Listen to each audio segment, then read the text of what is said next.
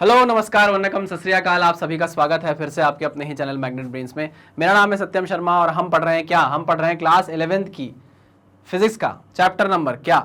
Chapter number जो भी हो, चैप्टर का नाम क्या है? चैप्टर का नाम है ऑसिलेशंस भैया, ये नहीं भूलेंगे। और ऑसिलेशंस हमने पूरा पढ़ लिया है, बस ये लास्ट लेक्चर होने वाला है जिसमें मैं आपके लिए लेकर आया हूं एनसीईआरटी के न्यूमेरिकल्स, अपने ऑसिलेशन चैप्टर के, अपने खुद के ऑसिलेशन चैप्टर के सारे एनसीईआरटी न्यूमेरिकल्स। चलिए तो स्टार्ट करते हैं आज के लेक्चर को अपने पहले न्यूमेरिकल से। देखो आपको ना जो भी करना है आज, जो भी करना है उससे पहले क्या जरूरी है करना, सब कुछ रिवाइज करना जो अभी तक हमने एसएचएम में पढ़ा है। अगर आपने एसएचएम में सारी चीजें पढ़ ली, रिवाइज कर ली, तो फिर आपको ये सारी चीजें क्या करेंगी, बन जाएंगी। चलो पहले क्वेश्चन से स्टार्ट करते हैं। पहला क्वेश्चन क्या है? Which of the following examples represent periodic motion. भाई आपको पीरियोडिक बताना है मोशन। मोशन अगर अपने आपको एक सर्टेन टाइम के बाद रिपीट करता है तो हम बोलेंगे कि वो मोशन क्या है, पीरियोडिक है नेचर में। ठीक है। A swimmer completing one return trip from one bank of a river to the other bank. ठीक है, एक स्विमर है, वो क्या कर रहा है, एक किनारे से दूसरे किनारे जा रहा है। क्या ये पीरियोडिक मोशन है क्या? देखो एक किनारे से दूसरे किनारे जिस टाइम में जाएगा, जरूरी नहीं उतने टाइम में दूसरे किनारे से फिर पहले किनारे तक आ जाए। हो सकता है बाद में उसकी हो क्या सकता है, हो गई बाद में उसकी क्या होगी, शक्ति खत्म हो जाएगी, ताकत खत्म हो जाएगी, तो उसकी स्पीड भी कम हो जाएगी। स्पीड कम हो जाएगी तो हो सकता है दूसरे बैंक से पहले बैंक आने के लिए उसको ज्यादा टाइम लगे। तो ये पीरियोडिक तो नहीं होगा, है ना। कॉमन सेंस से हम बोल सकते हैं कि ये पीरियोडिक मोशन तो नहीं होने वाला है। ठीक। Next is a freely suspended bar magnet displaced from its north south direction and released. मतलब ऐसे कोई आपका एक मैग्नेट है, वो आपने क्या किया है, ऐसे लटका दिया है। ठीक है, ऐसे आपने लटकाया हुआ है। ठीक है ना, सेंटर से लटका देता हूं इसको। इस तरीके से आपने क्या किया है, लटका दिया है। और इसको क्या किया भैया, हल्का सा ऐसा डिस्प्लेसमेंट देके छोड़ दिया है, हल्का ऐसा डिस्प्लेस किया, छोड़ दिया। तो ये क्या करेगा, इस पोजीशन के अबाउट, इस एक्सिस के अबाउट क्या करेगा, ऑसिलेट करने लगेगा। हाँ कि ना? बिल्कुल सही, हाँ सर बिल्कुल सही। तो ये पीरियोडिक मोशन हो सकता है, ये पीरियोडिक मोशन हो सकता है। ठीक है। Next is a hydrogen molecule rotating about its centre of mass. Hydrogen molecule rotating about it centre of mass. बिल्कुल सेंटर ऑफ मास के अबाउट रोटेट करता रहेगा, करता रहेगा, करता रहेगा, करता रहेगा, करता रहेगा। तो ये क्या है भाई, सर्टेन टाइम पीरियड होगा जिसमें अपने मोशन को रिपीट करेगा। तो ये भी क्या कहलाएगा, periodic motion. Next is an arrow release from a बो। भैया एरो रिलीज कर दिया बो से, तो ये कहां, इसमें कौन सा ऑसिलेट, इसमें कौन सा आपको दिख रहा है पीरियड के हिसाब से मोशन रिपीट होना, दिख रहा है क्या? हाँ, अरे भैया तीर को छोड़ दिया, तीर जाके लग जाएगा। इसमें मोशन कहां रिपीट हो रहा है, एक सर्टेन टाइम पीरियड के बाद? नहीं, तो ये कोई सा पीरियोडिक मोशन नहीं है। ठीक है, क्लियर, सिंपल सी बात थी। आगे बढ़े, आ जाओ आगे बढ़ते हैं नेक्स्ट क्वेश्चन पे। Next question, which of the following examples represent nearly simple harmonic motion and which represent periodic but not simple harmonic motion. देखो पीरियोडिक हो या सिंपल हार्मोनिक मोशन हो, मतलब ये बोल रहा है कि आप पता करो इनमें से कौन सा सिंपल हार्मोनिक मोशन है और कौन सा पीरियोडिक मोशन है, लेकिन सिंपल हार्मोनिक मोशन नहीं है। सारे सिंपल हार्मोनिक मोशन पीरियोडिक होंगे, लेकिन सारे periodic motion simple harmonic motion हो ये जरूरी नहीं है, मैं आपको पढ़ा चुका हूं। चलो पहला पॉइंट देखते हैं। The rotation of earth about its axis is periodic. It is periodic, पढ़ा चुका हूं, बिल्कुल पढ़ा चुका हूं। It is periodic in nature, it is not SHM, ये एसएचएम नहीं है। ठीक है। Motion of an oscillating mercury column in U tube column था, है ना, उसमें मर्करी भरा हुआ है, उसको डिस्प्लेस किया तो एसएचएम होने वाला है, जिसका टाइम पीरियड क्या होगा, 2π√L/g, जिसमें L क्या होगा, जिस लेंथ तक मर्करी भरी होगी। ठीक है, तो ये क्या है भाई, ये एसएचएम है, पढ़ चुके हैं। Next, motion of a ball bearing inside a smooth curved ball when release from a position slightly above the lower most point. अब ऐसा कोई बाउल है भैया, है ना, ऐसा कोई बाउल है और इस बाउल में आपने क्या किया है, हल्का सा बॉल को ऐसे डिस्प्लेस करके, हल्का सा, ज्यादा नहीं, है ना, ज्यादा नहीं, ताकि लीनियर एसएचएम हो, है ना, एंगुलर एसएचएम ना दिखे हमको, लीनियर स्मॉल डिस्प्लेसमेंट हो। इसको स्मॉल डिस्प्लेसमेंट देके छोड़ दिया है तो ये क्या करेगा भाई, एसएचएम करने वाला है। तो हम इसको बोलेंगे कि यहां भी हमको क्या दिखेगा, एसएचएम दिखेगा। Next is general vibrations of a polyatomic molecule about it's equilibrium position. भैया वाइब्रेशन है पॉलीएटॉमिक मॉलिक्यूल्स के। अब आप याद करो, थोड़ा सा आपको शायद पता होगी, पॉलीएटॉमिक मॉलिक्यूल्स जब होते हैं तो वहां पर बहुत सारी डिग्री ऑफ फ्रीडम होती है, number of degrees of freedom होती हैं। तो हम ये नहीं बोल सकते कि एसएचएम हो रहा होगा या नहीं। हाँ, पीरियोडिक हो सकता होगा मोशन, लेकिन एसएचएम होगा या नहीं इसकी कोई गारंटी नहीं है, क्योंकि यहां पर बहुत सारी डिग्री ऑफ फ्रीडम हो सकती है पॉलीएटॉमिक मॉलिक्यूल की। ठीक है, ओके। तो यहां पर क्या होगा भाई, ये क्या हो सकता है, पीरियोडिक होगा। ठीक है ना, पीरियोडिक होगा बट सिंपल हार्मोनिक मोशन नहीं होगा। चलिए आगे बढ़े, हाँ सर आगे बढ़िए, नेक्स्ट क्वेश्चन पे चलते हैं। आओ नेक्स्ट क्वेश्चन क्या है भाई, नेक्स्ट क्वेश्चन, ओहो ग्राफ का क्वेश्चन है। Figure depicts xt plots, displacement time plots for linear motion of a particle. Which of the following represents periodic motion and what is the period of the motion? भैया इनमें से खुद देखकर बता दो कौन सा periodic motion है। ये periodic motion है ना, ये तो इंक्रीज कर रहा है, मोशन इंक्रीज कर रहा है भैया xt के साथ ना। ये periodic है क्या? क्या certain time period के बाद ये पैटर्न रिपीट हो रहा है क्या? बिल्कुल नहीं हो रहा है, तो ये भी पीरियोडिक नहीं हो सकता। ठीक, यहां देखो, हाँ सर यहां मुझे दिख रहा है कि जो पैटर्न है वो एक सर्टेन टाइम के बाद अपने आप को रिपीट कर रहा है। ध्यान से देखो तो आपको दिखेगा यहां से ये ऐसा जा रहा है, ये ठीक है, ये हाँ, अगर आप इस चीज को ध्यान से देखो तो ये पैटर्न क्या रिपीट हो रहा है? यही पैटर्न रिपीट हो रहा है। ये देखो, ये इसको दूसरे कलर से दिखाता हूं आपको, ये देखो यही पैटर्न यहां भी रिपीट हुआ है। ये हो रहा है कि नहीं हो रहा है? ये पैटर्न रिपीट होता जा रहा है। ठीक है, ओके। तो मुझे दिखा भैया कि ये पीरियोडिक नहीं था, ये पीरियोडिक नहीं था, लेकिन सर्टेन टाइम के बाद ये पैटर्न क्या हो रहा है? रिपीट हो रहा है, मतलब ये क्या है? पीरियोडिक है। ठीक है, यहां देखो, ये तो आंखों देखा बता सकते हो आप, आंखों से देखकर दूर बैठे बता सकते हो कि ये पीरियोडिक होगा, बिल्कुल होगा। तो ये भी पीरियोडिक है, ये भी पीरियोडिक है। अब वो बोल रहा है कि what is the time period of motion. मुझे बताओ कितने टाइम के बाद ये पैटर्न रिपीट हो रहा है? पहले यहां था, यहां से यहां तक ये पैटर्न है, इसके बाद फिर रिपीट होगा, होगा कि नहीं होगा? तो 1 से लेके 3 सेकंड तक, उसके बाद ये पैटर्न फिर रिपीट होगा। तो कितने सेकंड तक सेम पैटर्न रहा, उसके बाद बदलेगा, मतलब वही पैटर्न रिपीट होगा कितने टाइम बाद? 2 सेकंड बाद। देखो ना, ये 2 सेकंड, फिर ये 2 सेकंड, ये 2 सेकंड, -3 से -1 कितना? 2 सेकंड, फिर पैटर्न रिपीट हुआ -1 से 1, 2 सेकंड, फिर पैटर्न रिपीट हुआ 1 से लेके 3। तो हर 2 सेकंड में क्या हो रहा है? ये पैटर्न रिपीट कर रहा है अपने आप को। तो यहां टाइम पीरियड कितना हो गया? 2 सेकंड हो गया। सिमिलरली यहां देखो, ये पैटर्न देखो, यहां से यहां तक जाने के बाद अपने आप को रिपीट कर रहा है। तो यहां भी आपको टाइम पीरियड देखने को मिलेगा कितना? 2 सेकंड। समझे कि नहीं समझे? हाँ सर समझे, क्लियर है। टाइम पीरियड यहां पर है 2 सेकंड, यहां भी है 2 सेकंड, ये दोनों पीरियोडिक है, ये दोनों पीरियोडिक नहीं है, साफ साफ। चलो आ जाओ आगे बढ़ते हैं, इसको करता हूं मैं क्लियर। Next is what?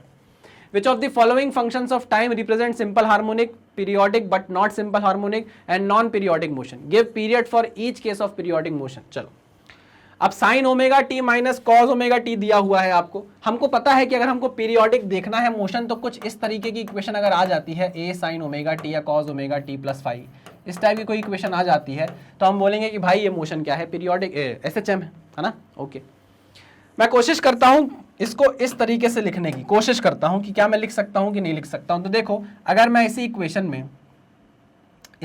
में क्या करूं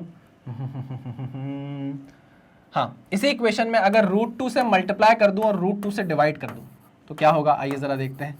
sign omega T minus cos omega T minus cos omega T.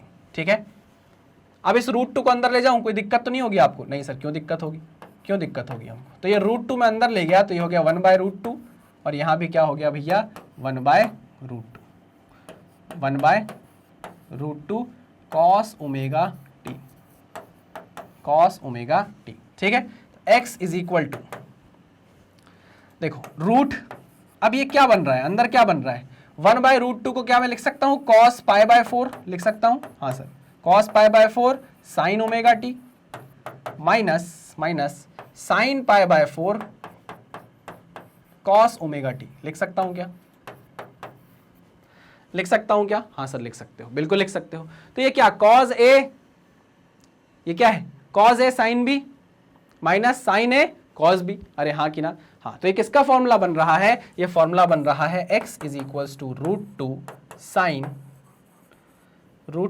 Sign omega T minus π/4।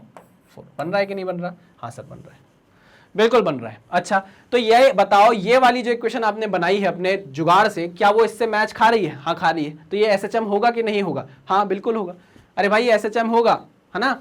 ये अलग इंडिविजुअल एसएचएम है, ये अलग इंडिविजुअल एसएचएम है। इसमें क्या है? सुपर पोजिशन हो रहा है, सुपर इम्पोज कर रहे हैं। तो सुपर इम्पोज करके जो मोशन आ रहा है वो भी अपने आप में क्या है? एक एसएचएम है। ठीक है, अच्छा हमको इसका टाइम पीरियड भी बताना है क्या? हाँ भाई, तो ये देखो इसका टाइम पीरियड कितना होगा? इसका टाइम पीरियड होगा 2π/ω। कोई दिक्कत, कोई परेशानी नहीं सर। तो हम बोलेंगे कि ये क्या है? ये पीरियोडिक भी है और एसएचएम भी है। अब एसएचएम बोलोगे तो पीरियोडिक तो हो गई। ठीक है, ये क्या है भैया? ये क्या है? एसएचएम है। इसका टाइम पीरियड कितना है? 2π/ω। चलिए वेरी गुड, आगे बढ़ूं, मिटा देता हूं इसको।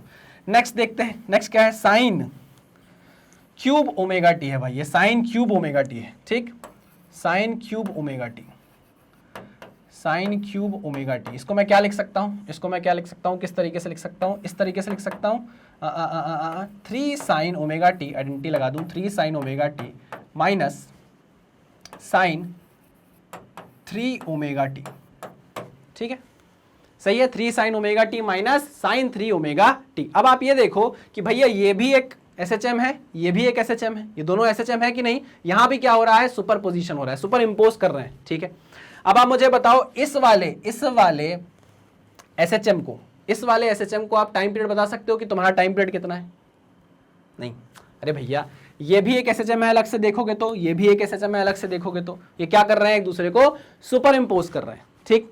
हम जानते हैं भैया कि इस वाले SHM के लिए टाइम पीरियड कितना होगा, T1, निकालो कितना, एम्पलीट्यूड कितना है इसका 3, इसका कितना है 1। चलो आओ देखते हैं, हम बोल सकते हैं इसका टाइम पीरियड होगा 2 पाई बाय ओमेगा, होगा कि नहीं होगा, बिल्कुल होगा। इसका टाइम पीरियड कितना होगा, इसका टाइम पीरियड होगा 2 पाई बाय 3 ओमेगा, होगा कि नहीं होगा, बिल्कुल होगा, हाँ। चलिए, तो हम ये देख सकते हैं कि T1 और T2 के बीच में कोई रिलेशन है क्या, हाँ sir, T1 is nothing but T2 is nothing but T1 by 3, ये देखो नहीं दिख रहा, नहीं भाई, T1 बाय 3 करोगे, T1 बाय 3 करोगे तो T2 नहीं आ जाएगा। इसका क्या मतलब है, इसका ये मतलब है कि जब इसको इस तरीके से लिखता हूं मैं, जब T2 3 ऑसिलेशन करेगा, अरे नहीं आई बात समझ में, या मैं बोलूं जब ये वाला SHM 3 ऑसिलेशन करेगा, ये वाला SHM जब 3 ऑसिलेशन करेगा, तब पहला वाला SHM 1 ऑसिलेशन कर पाएगा, यही तो मतलब है इसका। अरे भैया जो पहले वाले का टाइम पीरियड है वो दूसरे वाले के टाइम पीरियड से 3 गुना ज्यादा है, मतलब जो पहला वाला SHM है जब तक वो 1 ऑसिलेशन आपको दिखाएगा, उतनी देर में दूसरे वाले SHM के 3 ऑसिलेशन हो चुके होंगे। आई मेरी बात समझ में? तो ये कहीं ना कहीं क्या है भाई, एक दूसरे को इंपोज कर रहे हैं, सुपर इंपोज कर रहे हैं। तो हम बोलेंगे कि भाई ये पीरियोडिक तो है, ये क्या है, पीरियोडिक तो है, but not SHM, but not SHM। क्यों SHM नहीं है? क्योंकि हम इसको कंबाइन करके साइन क्यूब ओमेगा टी लिख पा रहे हैं और ये SHM की इक्वेशन नहीं है। आई मेरी बात समझ में? हाँ सर, तो ये पीरियोडिक तो है, हम देख चुके हैं रिलेशन है टाइम पीरियड में, ये पीरियोडिक तो है बट ये SHM नहीं है। पक्की बात? चलिए वेरी गुड, आगे बढ़ते हैं, आइए देखते हैं आगे आगे आगे आगे क्या है। आगे क्या है भैया, 3 cos pi by 4 minus 2 omega t. क्या भैया, 3 cos pi by 4 minus 2 omega t. अच्छा, इसको मैं उल्टा करके लिख लूं, cos theta is equal to cos minus theta, या cos minus theta is equal to cos theta. इसको अगर मैं उल्टा करके लिखता हूं तो 2 ओमेगा टी पाई बाय 4। कोई दिक्कत नहीं? अरे हाँ ना, हाँ सर, ठीक है। तो हम ये बोल सकते हैं कि ये जो है इक्वेशन, ये तो अपने आप में ही एक SHM है, SHM को रिप्रेजेंट कर रही है कि नहीं? हाँ, तो पक्की बात है कि ये एक SHM होगी, क्योंकि इक्वेशन क्या है, a cos omega T minus 5। हाँ सर, ठीक है। इसका टाइम पीरियड बता सकते हो क्या? इसका टाइम पीरियड होगा सर 2 पाई बाय 2 से 2 गया, ठीक है। चलिए वेरी गुड, आगे बढ़ते हैं। तो भैया ये SHM निकला हमारा, ये SHM था, है ना, सुपरपोजिशन होने के बाद भी ये SHM बना, ठीक है। ये क्या था भैया, ये पीरियोडिक था बट SHM नहीं था। हाँ, अलग अलग इंडिविजुअल SHM दो इसमें सुपर इंपोज हुए थे, बट उनने मिलकर नया हमें जो मोशन दिया वो पीरियोडिक था, SHM नहीं था, ठीक है। इसमें क्या था, ये हमारे लिए SHM था। चलो वेरी गुड, नेक्स्ट क्या है आओ देखते हैं, cos omega T, cos 3 omega T, cos 5 omega t. अब आप देख सकते हो इंडिविजुअली ये सब क्या है, SHM है, ये SHM है, ये SHM है, ये SHM है, इंडिविजुअली, ठीक है। लेकिन जब आप इनको जोड़ते हो, जब इनको जोड़ दिया आपने, तो जोड़ने के बाद क्या हुआ वो हमें देखना है। आइए देखते हैं। तो हम ये बोल सकते हैं भैया कि इसका टाइम पीरियड कितना होगा, T1। इसका टाइम पीरियड मैं T1 मान रहा हूं, इसका टाइम पीरियड होगा 2 पाई बाय ओमेगा। अब भैया मैं इसको किसी भी तरीके से इस तरीके से नहीं लिख सकता कि ये इक्वेशन बने। अगर मैं इनको जोड़ मरोड़ के, तोड़ मरोड़ के इस टाइप से लिख पाता तो मैं बोल पाता कि ये SHM है, बट मैं चाह के भी कुछ नहीं कर सकता, इसको इस फॉर्म में चेंज नहीं कर सकता, ये SHM नहीं हो सकता, है ना। इतना मुझे समझ में आ गया है। आइए तो टाइम पीरियड देख लेते हैं। तो पहले वाले SHM का टाइम पीरियड है 2 पाई बाय ओमेगा, दूसरे वाले का टाइम पीरियड कितना होगा, 2 pi bye 3 omega, 2 pi bye 3 omega.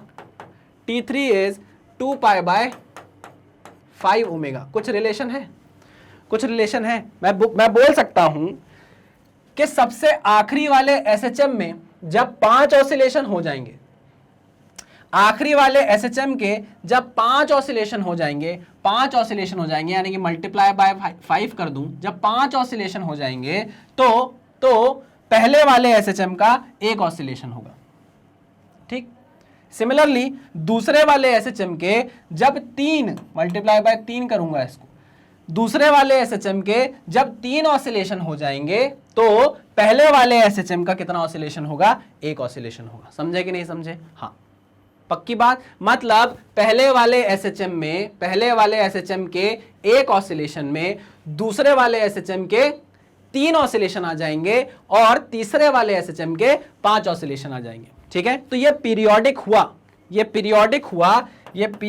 हुआ बट एसएचएम नहीं हुआ। This is periodic but not SHM.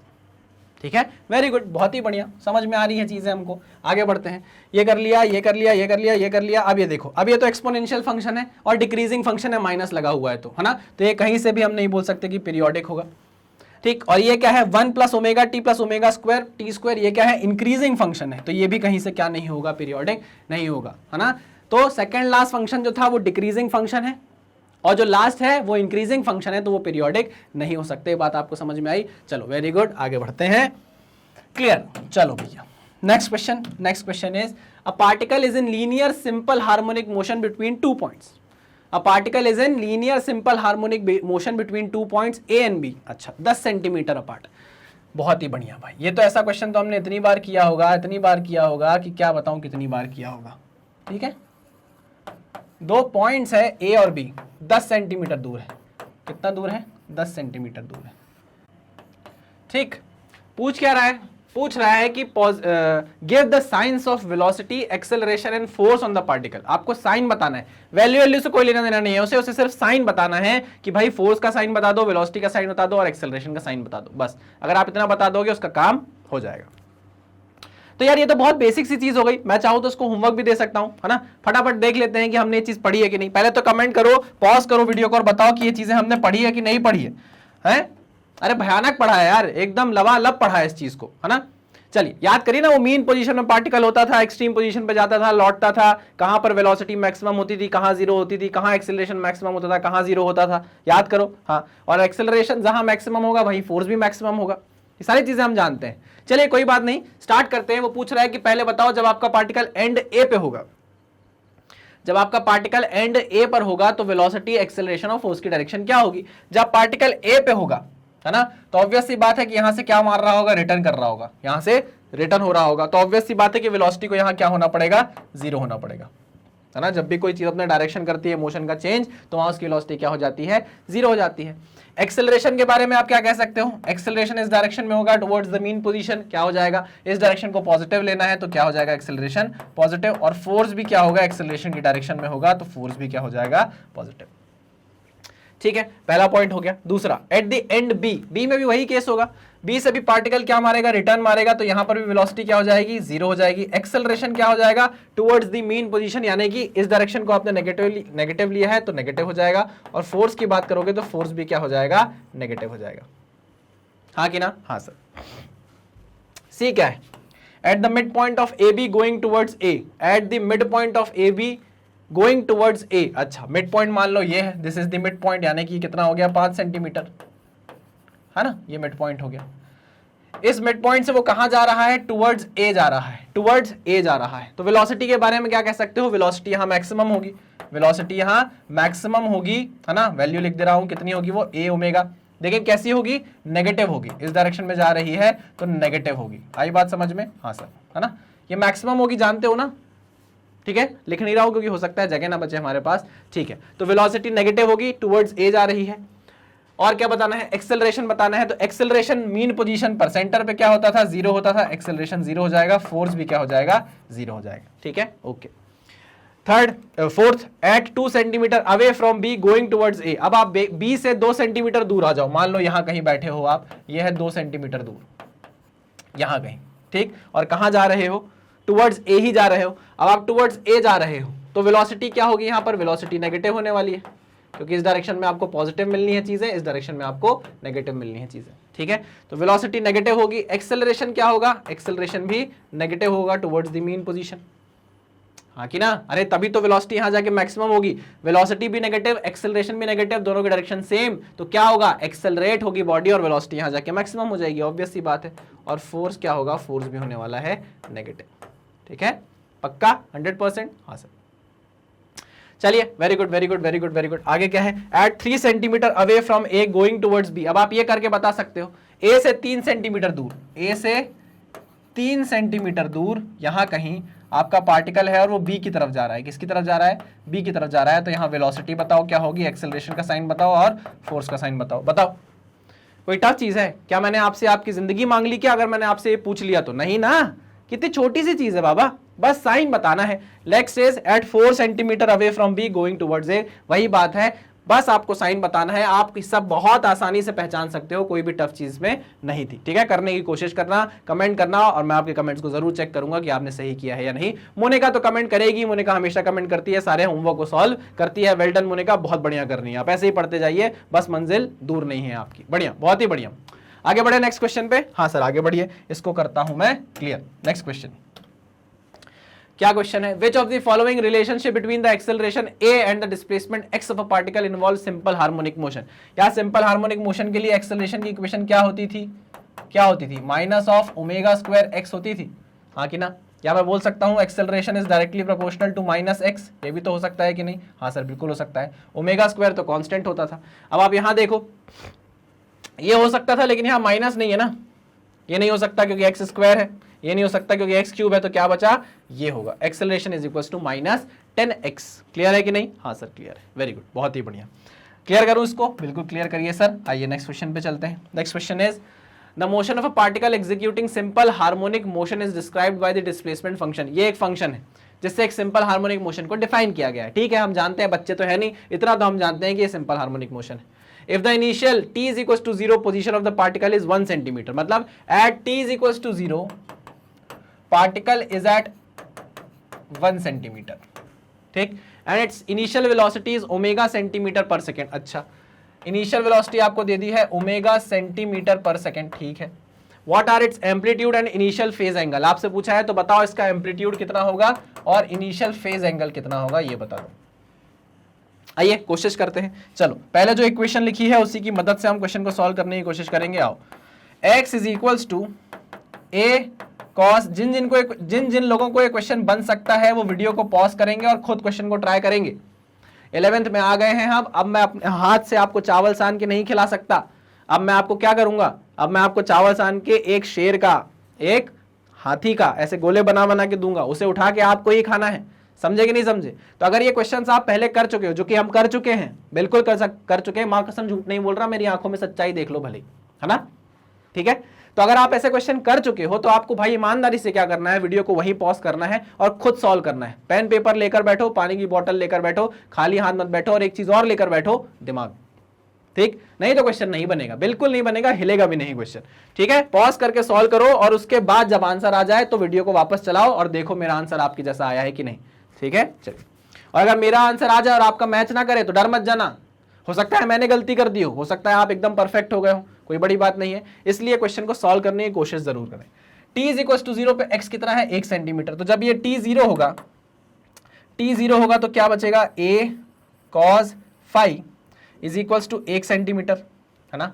हाँ सर, और वेलोसिटी की वैल्यू आपको गिवन है, तो भैया इससे वेलोसिटी कैसे निकालोगे, डिफरेंशिएट करके। तो dx बाई dt निकाल लो जरा, dx by dt is nothing but velocity is equal to a cos omega t plus five. क्या होगा भैया, a ओमेगा cos का डिफरेंशिएशन माइनस साइन, यही होगा कि नहीं होगा, माइनस साइन होगा ना cos का डिफरेंशिएशन, हाँ, a omega minus a omega sign omega t plus five, ठीक है। हाँ सर ठीक है, बढ़िया, ओके। तो ये आ गई आपकी वेलोसिटी की इक्वेशन। अब वो बोल रहा है कि t इज इक्वल टू 0 पे वेलोसिटी कितनी है, ओमेगा सेंटीमीटर पर सेकेंड। तो भैया जब आप यहाँ t 0 पुट करोगे तो कितना आएगा, minus a omega sine five is equals to omega centimetre पर सेकेंड। ओमेगा से ओमेगा क्या करो, काट दो, ठीक। तो आप देख सकते हो 1 is equals to a cos five and 1 is equals to minus a sine five. देखो ठीक है, यहां लिख देता हूं इस इक्वेशन को, 1 is equals to minus a sine five. ये दो इक्वेशन आपके पास आ गई, equation number 1, equation number 2। Find out क्या क्या करना है, एम्पलीट्यूड और फाई। एम्पलीट्यूड कैसे फाइंड आउट करोगे, एम्पलीट्यूड फाइंड आउट करने के लिए हमको इसको एलिमिनेट करना पड़ेगा, तो स्क्वायर कर दूं, दोनों इक्वेशन को स्क्वायर करके ऐड कर दूं। हाँ सर, स्क्वायर करके ऐड कर दूं। तो पहली इक्वेशन को स्क्वायर किया, दूसरी इक्वेशन को स्क्वायर किया और ऐड कर दिया। तो 1 का स्क्वायर 1 प्लस 1 का square 1 is equal to a square cos square 5, a square cos square 5 और ए स्क्वायर साइन स्क्वायर 5। हाँ कि ना, ठीक है। तो ये हो जाएगा ए स्क्वायर और यहाँ आइडेंटिटी लग जाएगी sine square 5 plus cos square 5, तो ये हो जाएगा 1। ठीक है 1। तो ए स्क्वायर की वैल्यू आ गई √2 के बराबर, सॉरी ए स्क्वायर की वैल्यू आ गई 2 के बराबर। तो ए कितना आ गया, ए आ गया आपका प्लस माइनस √2 सेंटीमीटर। कोई दिक्कत कोई परेशानी नहीं सर। आई होप 80% लोगों का आंसर आ गया होगा, एकदम सटीक आंसर। एम्पलीट्यूड कितना आ गया, प्लस माइनस √2 सेंटीमीटर। ठीक है भैया, अब बताओ फेज निकालना है, फेज एंगल निकालना है। इन्हीं दोनों इक्वेशन की मदद से कैसे निकालोगे। सेकंड इक्वेशन को फर्स्ट इक्वेशन से डिवाइड कर दूं, सेकंड को फर्स्ट से डिवाइड कर दूं। हाँ सर डिवाइड कर दो, लो भैया आओ, सेकंड इक्वेशन को फर्स्ट इक्वेशन से डिवाइड कर देते हैं। Equation second is divided by equation first, क्या हो जाएगा 1 is equals to a cut जाएगा साइन 5 हो जाएगा माइनस टेन 5, है ना। या हम बोल सकते हैं tan 5 is equals to -1, tan 5 is equals to -1। अब ये होमवर्क है आपके लिए कि मुझे बताओ 5 की वैल्यू कितनी आएगी। अगर टेन 5 की वैल्यू -1 है, टेन 5 की वैल्यू -1 है, तो मुझे बताओ 5 की वैल्यू कितनी आएगी। इतना मैथ्स आपको लगाते आना चाहिए, अगर नहीं आ रहा है तो दिक्कत वाली बात है, दिक्कत वाली बात है, दिक्कत वाली बात है। थोड़ा मैथ्स वाले सर को पकड़ो अपने, है ना। मैथ्स वाले सर को पकड़ के उनसे पूछो कि सर ये वैल्यू कैसे आती है। हमको फिजिक्स वाले सर बार बार पकड़ कर परेशान करते हैं कि ये तुम्हारे लिए होमवर्क है, ये तुम्हारे लिए होमवर्क है, हम फंस जाते हैं सर। तो मैथ्स वाले सर को से झंझोड़ दो, पकड़ लो और बोलो सर आप पहले तो आप ये बताओ, फिर हम जाएंगे फिजिक्स पढ़ने। ये नहीं बताओगे तो हम फिजिक्स भी नहीं पढ़ेंगे और मैथ्स तो फिर छोड़ ही दो, है ना। सही में पकड़ के मत झंझोड़ देना, है ना। बड़े हैं तुमसे, थोड़ी सी इज्जत करें ना, मेरी तो करते नहीं हो। ठीक है चलो कोई बात नहीं, इसको देख लिया आपने, कर लिया, आगे बढ़े पक्का। हाँ सर आगे बढ़ते हैं। चलो क्वेश्चन और कुछ भी मांग रहा है क्या आपसे? क्वेश्चन तो सर हमारी जान मांग ले। क्वेश्चन को क्या है सर, क्वेश्चन तो हमारी जान भी निकाल ले। आगे पढ़ते हैं, इतना बड़ा क्वेश्चन है, कुछ ना कुछ तो पूछेगा वो। The angular frequency of the particle is pi पर सेकेंड। एंगुलर फ्रीक्वेंसी दे रहा है। चलो, if instead of the cosine function we choose the sine function to describe the SHM, x is equals to b sin omega t plus alpha, what are the amplitude and क्या है भाई question में? अब आपको बोल रहा है कि आपके SHM की इक्वेशन हो गई है x is equals to b sin omega t plus alpha। क्या अंतर आ गया भैया क्वेश्चन में? क्या अंतर आ गया? cos की जगह sin कर दिया, a की जगह b कर दिया, phi की जगह अल्फा कर दिया। वो बोल रहा है कि फिर से क्या फाइंड आउट करो, फिर से फाइंड आउट करो एम्पलीट्यूड कितना होगा और फाई अल्फा कितना होगा। सॉरी एम्पलीट्यूड यहाँ पे बी से बताना है इस बार। एम्पलीट्यूड यानी कि बी कितना होगा आपसे पूछ रहा है और अल्फा कितना होगा आपसे पूछ रहा है। ये दोनों चीजें आपको निकाल कर बतानी है। सेम वही चीज कि भैया आपको बोला है इनिशियल वेलोसिटी कितनी है वो आपको लिख लेना है, और आपको बोल दिया है कि t इज इक्वल टू 0 पे पार्टिकल की पोजीशन क्या है, वो वही वैल्यू सारी आपको गिवन है, सॉल्व कर लेना, आंसर आपका आ जाएगा। सेम वही चीज रिपीट करनी है, कुछ भी नया नहीं है। ठीक है चलो वेरी गुड, बहुत ही बढ़िया, क्वेश्चन सॉल्व हुआ। आगे बढ़ते हैं नेक्स्ट क्वेश्चन में।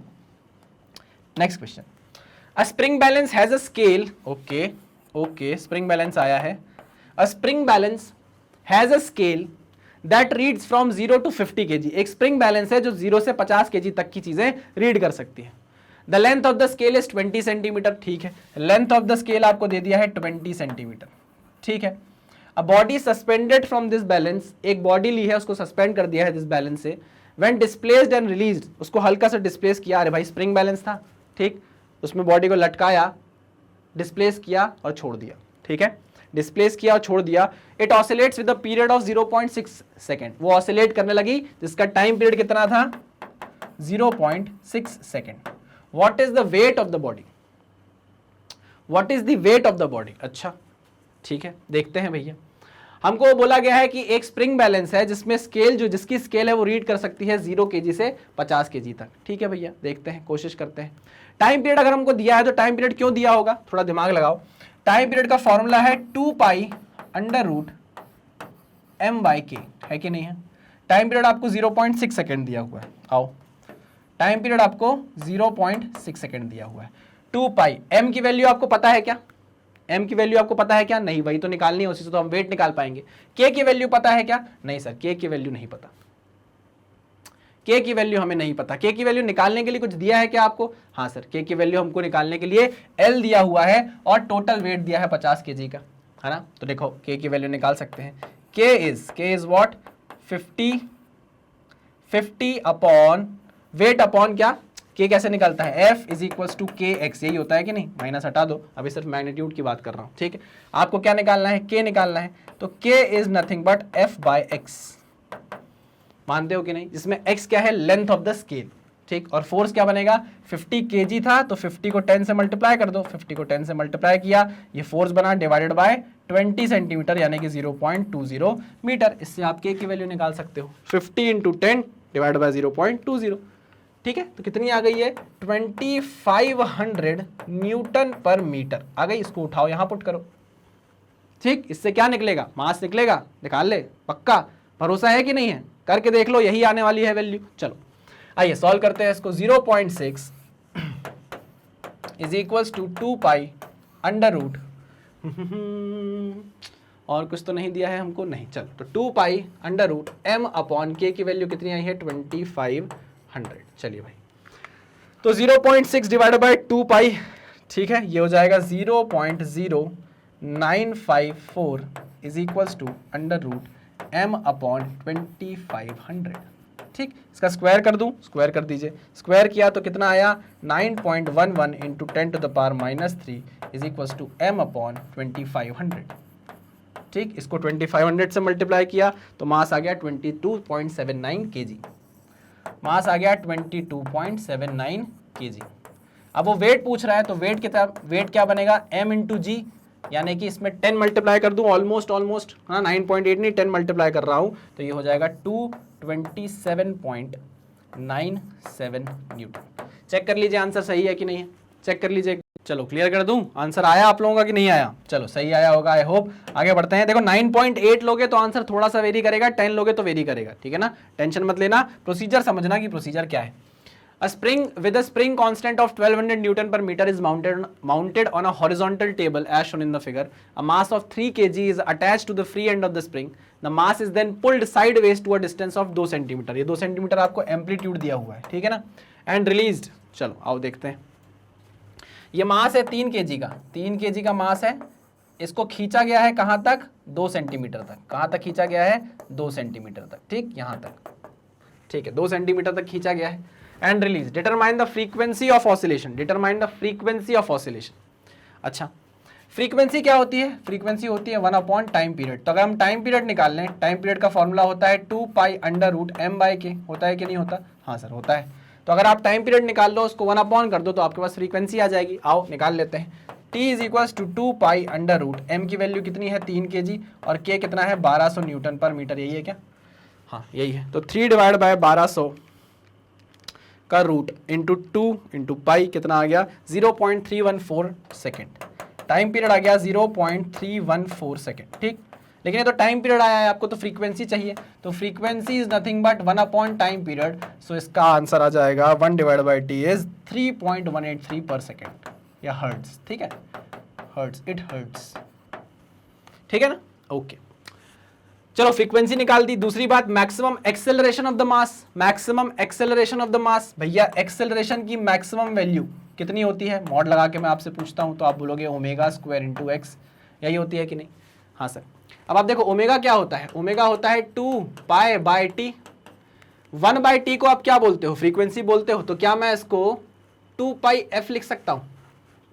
हाँ सर लिख सकते हो, ठीक है। तो हम ओमेगा को 2 पाई एफ का होल स्क्वायर इंटू एक्स लिख सकते हैं। हाँ सर लिख सकते हैं, बिल्कुल लिख सकते हैं, ठीक है। चलो तो maximum acceleration 2 pi into F की वैल्यू कितनी है? 3.183 का होल स्क्वायर इंटू एक्स की वैल्यू कितनी है? X is 2 centimetre. अच्छा 2 सेंटीमीटर को मैं मीटर में चेंज कर लेता हूँ, कोई दिक्कत कोई परेशानी नहीं सर।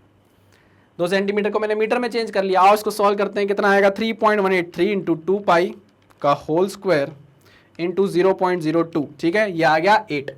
कितना आ गया मैक्सिमम एक्सेलरेशन? 8 मीटर पर सेकेंड स्क्वायर, ऑलमोस्ट है ना, लगभग। देखो मैं कैलकुलेटर इसलिए यूज कर रहा हूं क्योंकि हमको जल्दी जल्दी आगे बढ़ना है ना।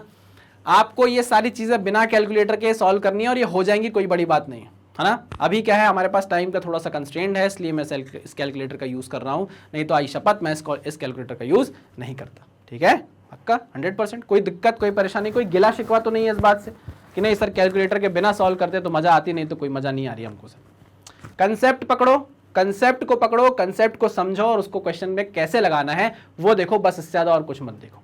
पक्का? हाँ ठीक है, चलिए समझ में आ रहा है तो कहो हाँ। क्या कहो? हाँ। कमेंट बॉक्स में क्या लिखना है आपको? हाँ। चलिए भाई, next is the maximum speed of the mass. ओहो, ये तो सर सीधे फॉर्मूला बेस्ड आंसर है। क्यों? ये देखो sir, put the value get the answer. Maximum value होती है वेलोसिटी की सर, मुझे जहां तक याद है A omega, A times of omega. Amplitude कितना है? 0.02 मीटर इंटू ओमेगा की वैल्यू निकाली क्या आपने? ओमेगा की वैल्यू 2 पाई एफ से निकाल लो, तो 2 पाई इंटू 3.183। लो भैया, इसको सॉल्व करोगे आंसर आ जाएगा। बहुत सिंपल, बहुत बढ़िया। आगे बढ़ो, आगे बढ़ो, आगे बढ़ो, आगे बढ़ो। क्लियर करें? कर दो सर, आ जाओ नेक्स्ट। अरे आपने लिखा कि नहीं लिखा भैया? पता चला बहुत जल्दी मैं मिटा देता हूँ। स्क्रीनशॉट लो, लिख लो, जो लोग सॉल्व करना है सॉल्व कर लो, फिर आगे बढ़ते हैं। चलिए भैया आ जाओ। Next question, let us take the position of mass when the spring is unstretched as x is equal to 0। अच्छा, एंड द अच्छा, ये सेम उसी पिछले क्वेश्चन को ही आगे बढ़ाया है। ठीक है, and the direction from left to right as the positive direction of x axis. Left to right को पॉजिटिव डायरेक्शन माना है, इस डायरेक्शन को पॉजिटिव माना है और इस डायरेक्शन को नेगेटिव माना है। ठीक, give x as a function of time t for the oscillating mass if at the moment we start the stop watch t is equal to 0 the mass is at the mean position. अगर आप stop watch को चालू कर रहे हो at t is equal to 0 पे, आपका particle या आपका मास जो है वो मेन पोजीशन पर है। मेन पोजीशन पर है मतलब अनस्ट्रेच, यहीं रखा हुआ है, मेन पोजीशन पर है। ठीक है ना? तो बताओ, तो बताना है हमको, क्या बताना है हमको? Give x as a function of time. हमको x as a function of time, हमको x की t के साथ रिलेशन बताना है, डिस्प्लेसमेंट की SHM की इक्वेशन बतानी है। कुल मिलाकर याद करो, जब हम पढ़ रहे थे SHM स्टार्टिंग में, तो मैंने आपको बताया था कि पार्टिकल जब स्टार्ट करता है t इज इक्वल टू 0 पे, अगर वो मेन पोजीशन से स्टार्ट कर रहा है x इज इक्वल टू 0 से और इधर जा रहा है, तो उसकी x की इक्वेशन होती थी क्या? a sine omega t। याद करो, अगर at t is equal to 0 पे particle x is equal to 0 यानी कि मेन पोजीशन से स्टार्ट कर रहा है और इधर जा रहा है, इधर जा रहा है, तो उसकी x की इक्वेशन होती थी minus a sine omega t। याद करो, याद करो, सब कराया है भाई, डेरिवेशन में कराया है, जाके लेक्चर देखो SHM जब पढ़ रहे थे। ठीक है, अगर ये पार्टिकल की एक्सट्रीम पोजीशन है, if particle is at extreme position, ये प्लस a है और ये माइनस a है, x is equal to minus a, ये माइनस a है, वो x is equal to plus a, x equal to minus a। अब वो बोल रहा है कि मेन पोजीशन पर बताओ क्या होगी x की t के साथ रिलेशन, तो ये हो सकता है, अगर मेन पोजीशन से इधर जा रहा है तो a sine omega t, main position से इधर जा रहा है तो minus a sine omega t। ठीक, नेक्स्ट x। अच्छा, फेज भी पूछ रहा है, फेज भी पूछ रहा है। जब particle t is equal to 0 पे, x इज इक्वल टू 0 पे होगा, मेन पोजीशन पे होगा, तो आपको मैंने पढ़ाया है फेज कितना होता है? 0 होता है। फेज कितना होता है? 0 होता है। ठीक है ना? याद करा रहा हूं, सॉल्व भी करा दूंगा, टेंशन मत लो। ठीक, फिर वो पूछ रहा है at the maximum stretched position. Maximum stretch position मतलब आप पॉजिटिव साइड चले गए, स्ट्रेच पोजीशन यहां आ गए, x is equal to a पे, मैक्सिमम स्ट्रेच पोजीशन पे। यहां पर याद करो, जब पार्टिकल भागता था तो इधर भागता था, उस टाइम x की इक्वेशन होती थी a cos ओमेगा t। याद करो, हाँ कि ना? और अगर पार्टिकल इस side x equal to minus a extreme position पर है और इधर भाग रहा है, तो होती थी equation x equal to minus a cos omega t। हाँ कि ना? हाँ सर, बढ़िया, कोई दिक्कत नहीं है। चलिए, तो अब यार यहां पर आपको एम्पलीट्यूड दिया हुआ है, एम्पलीट्यूड दिया है क्या? कहां गया क्वेश्चन? एम्पलीट्यूड दिया है आपको 2 सेंटीमीटर। कितना दिया है? यहां से आप मैक्सिमम कितना खींच रहे हो उसको? 2 सेंटीमीटर। तो एम्पलीट्यूड आपको कितना दे दिया? यहां लिख देता हूं मैं, एम्पलीट्यूड 2 सेंटीमीटर दे दिया है। तो जहां जहां ए लिखा है, वहां वहां आप क्या लिख दोगे? 2 सेंटीमीटर। हाँ कि ना? हाँ sir. Time period of oscillation आप निकाल लोगे, उससे आप ओमेगा निकाल लोगे, तो ओमेगा की वैल्यू पुट कर दोगे। Omega is what? Omega is 2 pi by T. खत्म बात, बन गई इक्वेशन। लो भैया, क्लियर है? कुछ भी नहीं करना था, कुछ भी नहीं करना था। अगर आपने ये सारी चीजें पहले पढ़ी होती ना, तो ये क्वेश्चन आप पढ़कर ही सॉल्व कर देते, बोल देते कि सर निकालो, टाइम हटाओ, टाइम मत वेस्ट कराओ, नेक्स्ट क्वेश्चन पे चलो। इतना आसान क्वेश्चन है। ठीक है, चलिए आगे बढ़ें, आगे बढ़ते हैं सर, इसको करते हैं क्लियर। नेक्स्ट। ओहो हो, ये आया क्वेश्चन बढ़िया, थोड़ा सा दिमाग लगाने वाला। Figures correspond to two circular motions, the radius of the circle, ये कराया है मैंने भाई, है ना। The radius of the circle, the period of revolution, the initial position, the sense of revolution clockwise और anti clockwise are indicated on each figure, ठीक। Obtain the corresponding simple harmonic motion of the X projection of the radius vector of the revolving particle P in each case. चलो पहले case का मैं आपको x versus T का relation बताता हूं। देखो यहां पर आपको एक सिंपल हार्मोनिक मोशन को डिफाइन करके एक सर्कल दिया हुआ है, ठीक। आपसे वो इक्वेशन पूछ रहा है कि अगर particle t is equal to 0 पे यहां बैठा है और इधर भाग रहा है तो आप उसके SHM की इक्वेशन लिखो। तो मैंने बोला ठीक है भाई लिखते हैं। आपको पता है मैं हर चीज यहां से स्टार्ट करता था, जब मैं आपको पढ़ाता था मैं हर चीज यहां से स्टार्ट करता था, ठीक है। तो मैंने बोला भैया अगर मैं इधर से देखूं तो पार्टिकल यहां से यहां तक आया हुआ है पहले तो, और फिर उसने मोशन स्टार्ट किया है, मतलब उसके पास कुछ इनिशियल फेज है, और इनिशियल फेज कितना है, पाई। मैं इक्वेशन जानता हूं SHM की कैसी आनी चाहिए, a sin omega t plus five, a sin omega t plus five, यही आनी चाहिए कि नहीं, हाँ कि ना, हाँ सर यही आनी चाहिए, ठीक है। x इज इक्वल्स टू, अब देखो a क्या होता था, a होता था रेडियस, इस सर्कल का रेडियस, इस सर्कल का रेडियस आपको 3 सेंटीमीटर दिया हुआ है, यानी कि इसका एम्पलीट्यूड कितना है, 3 सेंटीमीटर का। कोई दिक्कत कोई परेशानी नहीं सर, तो एम्पलीट्यूड की जगह मैं लिखूंगा 3, ठीक है। साइन, अब आप देखो t इज इक्वल टू 0 से पार्टिकल यहां चलना स्टार्ट किया, मान लीजिए यहां पहुंच गया t is equal to t time पे, ठीक है ना, ठीक है। उसके पास ओमेगा एंगुलर वेलोसिटी थी, कांस्टेंट ओमेगा एंगुलर वेलोसिटी थी, टी टाइम में उसने कितना एंगल स्वाइप किया होगा, तो आप बोलोगे sir omega T angle swipe किया होगा, ठीक है, वेरी गुड। तो ये हो गया omega t plus five is the initial phase. Initial phase मैं चीजें कहां से देख रहा हूं, यहां से देख रहा हूं, ठीक, और पार्टिकल चलना यहां से स्टार्ट कर रहा है, तो इनिशियल फेज कितना हो गया, पाई हो गया, हाँ सर, तो ये हो गया ओमेगा टी प्लस पाई। इसको आप पाई प्लस ओमेगा टी भी लिख सकते हो, क्या लिख सकते हो, पाई प्लस ओमेगा टी भी लिख सकते हो। अब आप देखो 3 sine pi plus omega T, sine pi plus omega T मतलब आप कौन से क्वाड्रेंट में हो, पहला क्वाड्रेंट, दूसरा क्वाड्रेंट, तीसरा क्वाड्रेंट और चौथा क्वाड्रेंट। आप कौन से क्वाड्रेंट में हो, आप तीसरे क्वाड्रेंट में आ गए।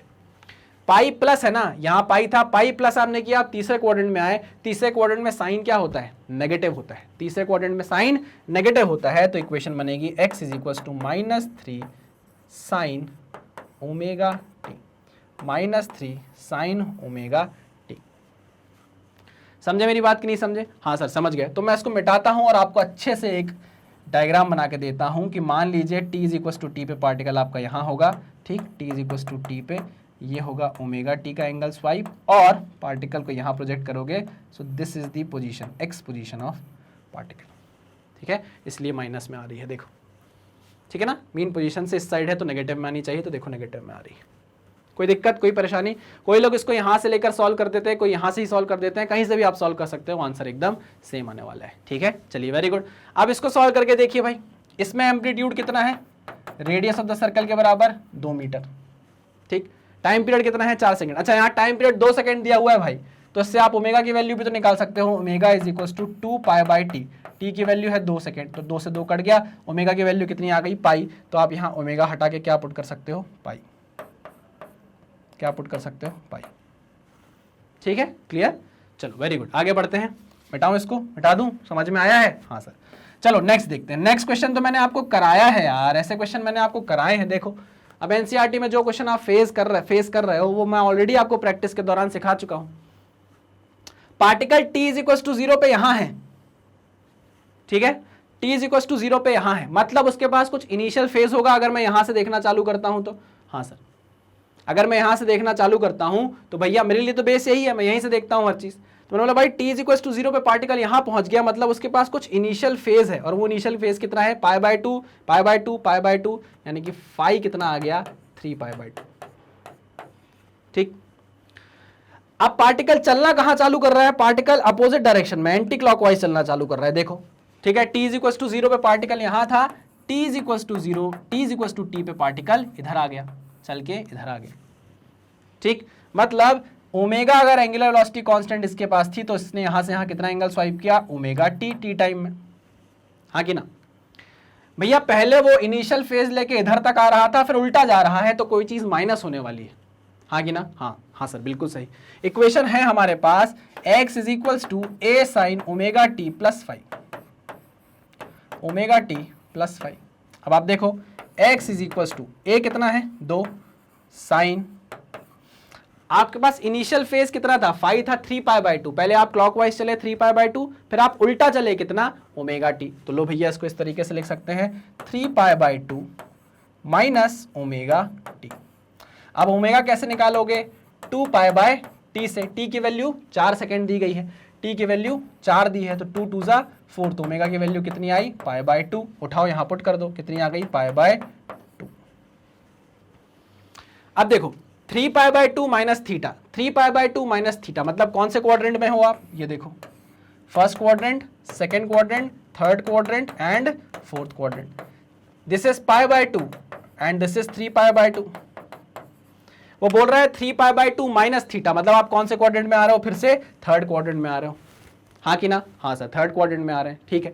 थर्ड क्वाड्रेंट में जब आ रहे हो तो मुझे बताओ थर्ड क्वाड्रेंट में साइन पॉजिटिव होता है कि नेगेटिव, नेगेटिव होता है सर, और यहाँ फंक्शन भी चेंज होगा क्योंकि 3π/2 है तो ये हो जाएगा 2 माइनस 2, साइन की जगह क्या हो जाएगा कॉस 3π/2 माइनस π/2 t, ये हो जाएगा थीटा यानी कि π/2 t। क्लियर, पक्का। अरे भैया sine 3π/2 minus theta is minus of sine theta, यही तो हुआ, माइनस ऑफ कॉस थीटा, वही तो हुआ है। क्लियर, पक्का 100%। हाँ सर चलो very good very good very good, बढ़िया, आगे बढ़े। हाँ सर आगे बढ़ते हैं, चलो इसको करता हूं मैं अब क्लियर।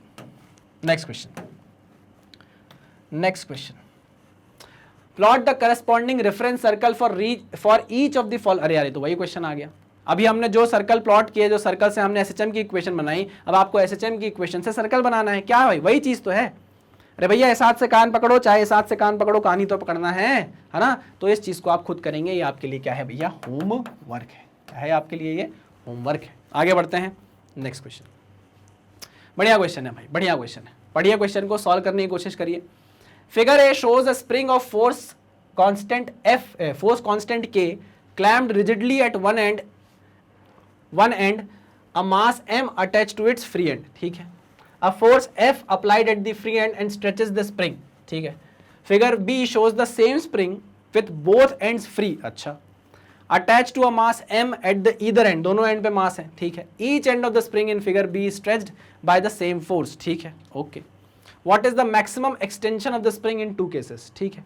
मान लीजिए भाई हम दोनों ही स्प्रिंग में क्या मान रहे हैं, x is the maximum extension, and हम जानते हैं कि f is nothing but k into x. Equilibrium position तक जाएगा ना ये, आप खींचते आओगे यहाँ स्प्रिंग फोर्स बढ़ता जाएगा kx। एक टाइम ऐसा आ जाएगा जब f किसके बराबर हो जाएगा, kx मैक्स के बराबर हो जाएगा, है ना। इसको x मैक्स मान लो, चलो x मैक्स मान लो, चलो कोई दिक्कत नहीं, मैक्सिमम एक्सटेंशन। तो x मैक्स की वैल्यू कितनी आ जाएगी भाई, f/k। कोई बड़ी बात है क्या, नहीं कोई बड़ी बात है क्या, नहीं सर कोई बड़ी बात नहीं है।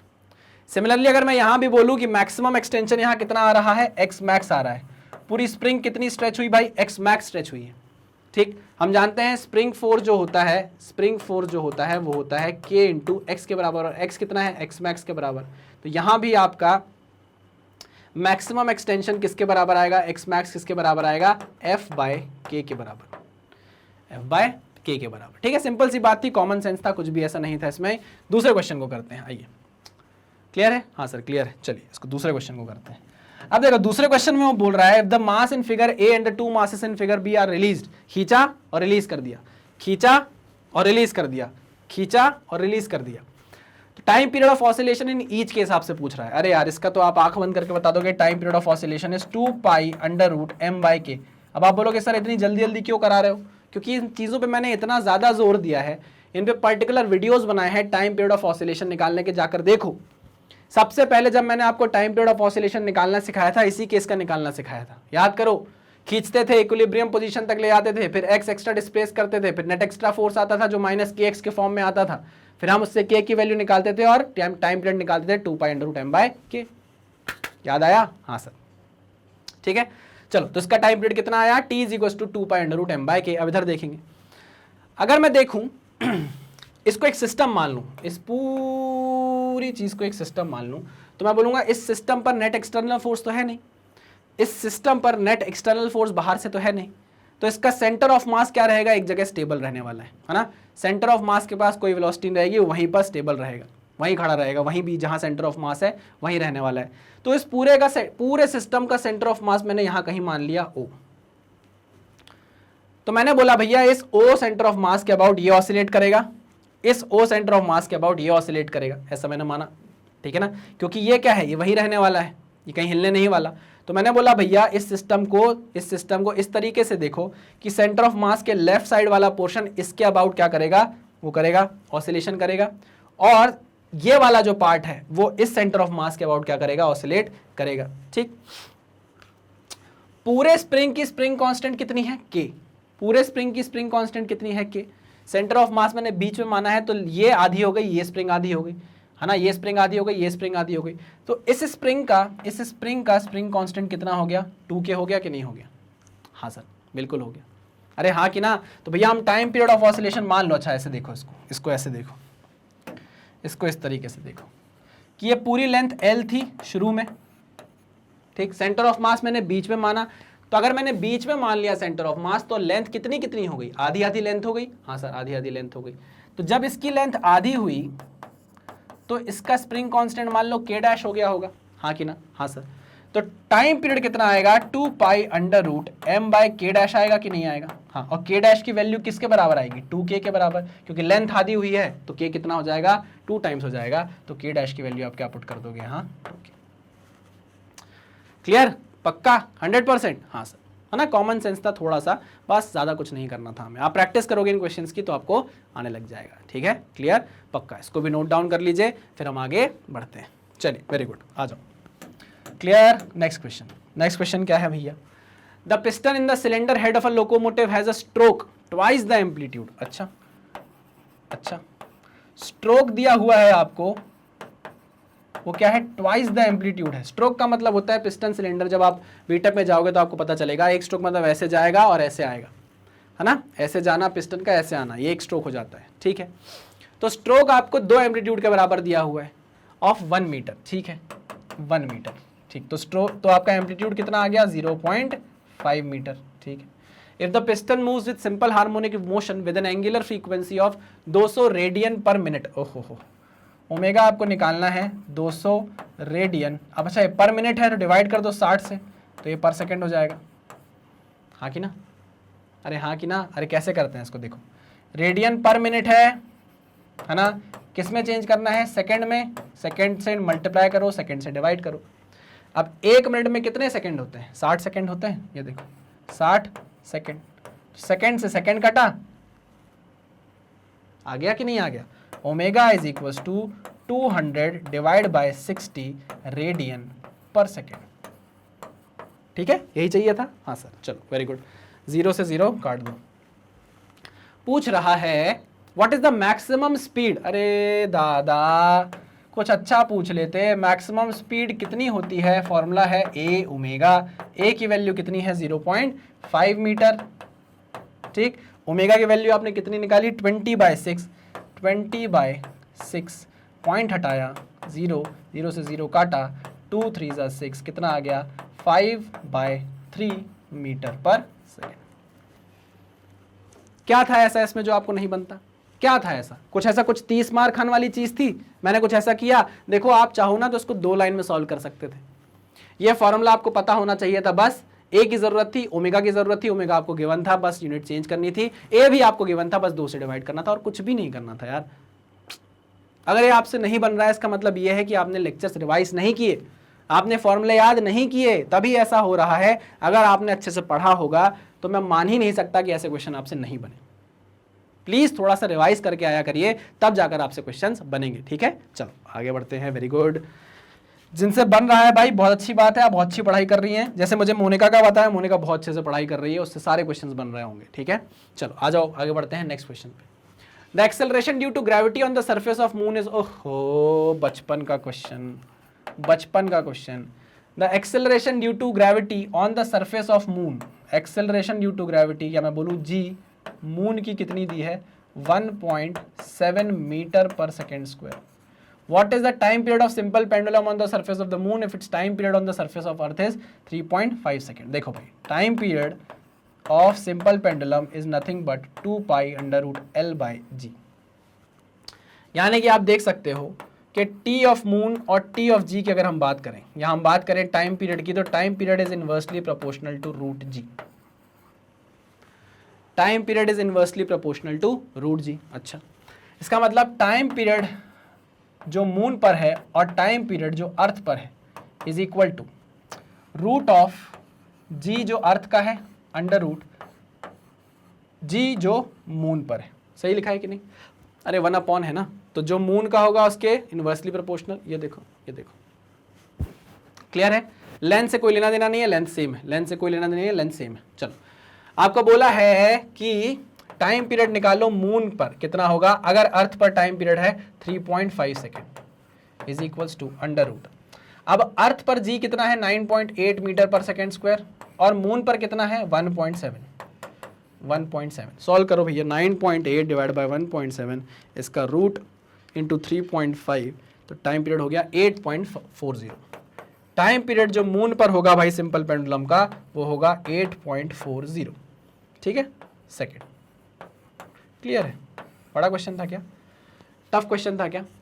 अरे भैया जितना जी कम करोगे, जितना जी कम करोगे उतना टाइम पीरियड बढ़ेगा, तो जी कम हुआ है ना, टाइम पीरियड बढ़ गया। पक्का? हाँ सर, सर जी मचल गया इतना जी देखकर। चलिए आगे बढ़ते हैं, नेक्स्ट क्वेश्चन पे चलते हैं।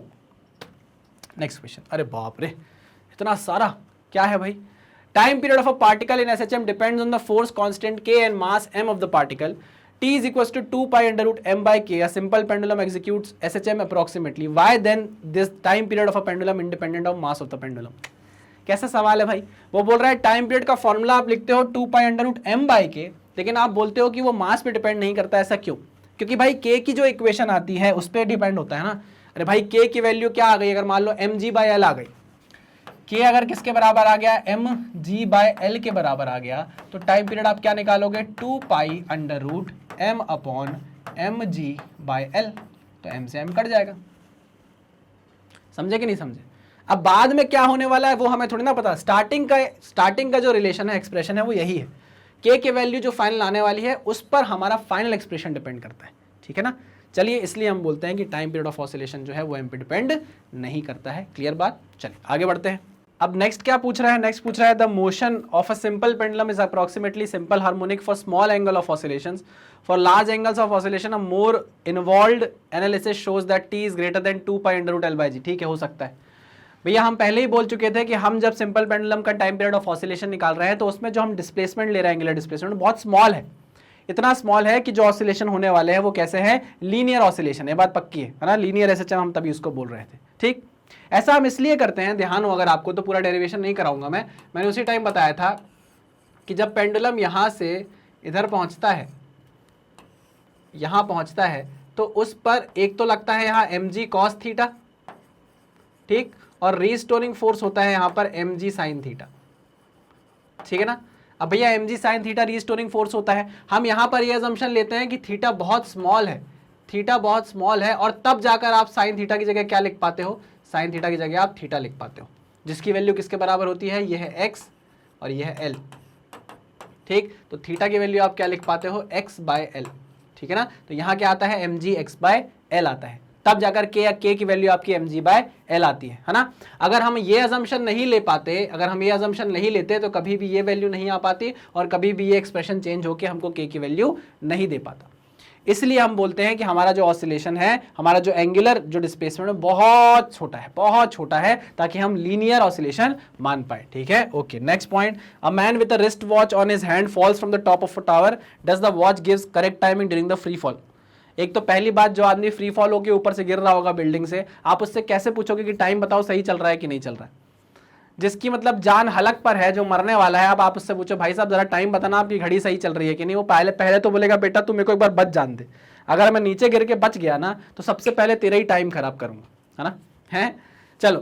तो यार रिस्ट वॉच जब हाथ में पहनी है, देखो जो रिस्ट वॉच आजकल आती है वो तो इलेक्ट्रॉनिक सिस्टम इतना आगे बढ़ चुका है, डिवाइसेस इतने ज़्यादा एडवांस हो चुके हैं कि अब भैया वो पेंडुलम पे काम नहीं करती। हमारी जो रिस्ट वॉचेस होती हैं वो स्प्रिंग मास सिस्टम पे या तो काम करती हैं, या तो हम बोले तो इलेक्ट्रॉनिक डिवाइसेस है, इलेक्ट्रॉनिक सिस्टम पे काम करती हैं। तब उसमें पेंडुलम का कोई इन्वॉल्वमेंट नहीं रह गया है जो फ्री फॉल होने के कारण उसके टाइम पीरियड में चेंज आ जाए, तो हम बोलेंगे कि नहीं भैया रिस्ट वॉच एकदम सही काम करेगी। ठीक है, फ्री फॉल पे भी। Next is what is the frequency of oscillation of a simple pendulum mounted in a cabin that is free falling. मैंने आपको समझाया था, एक एलिवेटर का केस लिया था हमने, एलिवेटर थी, एलिवेटर में हमने पेंडुलम लटका दिया था और फ्री फॉल करा दिया था एलिवेटर का, मतलब एक्सेलरेशन की वैल्यू जी के बराबर हो गई थी, तो उसका time period of oscillation infinity आया था, याद करो। Time period of oscillation infinity आया था, मतलब अगर आप पेंडुलम ऐसे छोड़े हो और उस गिरती हुई जो फ्री फॉल हो रही है एलिवेटर, उसमें पेंडुलम को ऐसे ऑसिलेट करके छोड़ दो तो पेंडुलम वहीं रुक जाएगा, उसका टाइम पीरियड ऑफ ऑसिलेशन क्या होगा, इन्फिनाइट।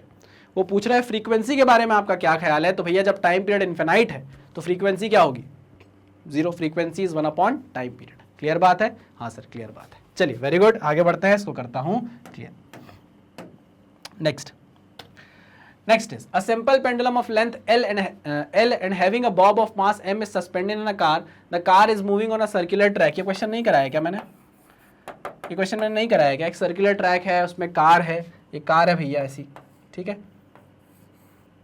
कार पीछे से कैसे दिखती है यार, एकदम से याद ही नहीं आ रहा मुझे, कार पीछे से कैसे दिखती है, कार पीछे से कैसे दिखती है, कार पीछे से कुछ ऐसी दिखती है ना, ठीक है। ये पेंडुलम लटका हुआ है कार में और ये है आपका सर्कुलर ट्रैक, ठीक है, जिसपे आपकी कार चल रही है वी वेलोसिटी से, है ना। सस्पेंडेड है एक मास m का बॉब। अब मैंने आपको बताया था जब सर्कुलर मोशन हो रहा होगा तो इस पे एक सेंट्रीपिटल एक्सेलरेशन हो रहा होगा ac, हाँ कि ना, अरे हाँ कि ना, और नीचे की तरफ क्या होगा भैया, g लग रहा होगा, ठीक है ना, मास तो है mac और mg।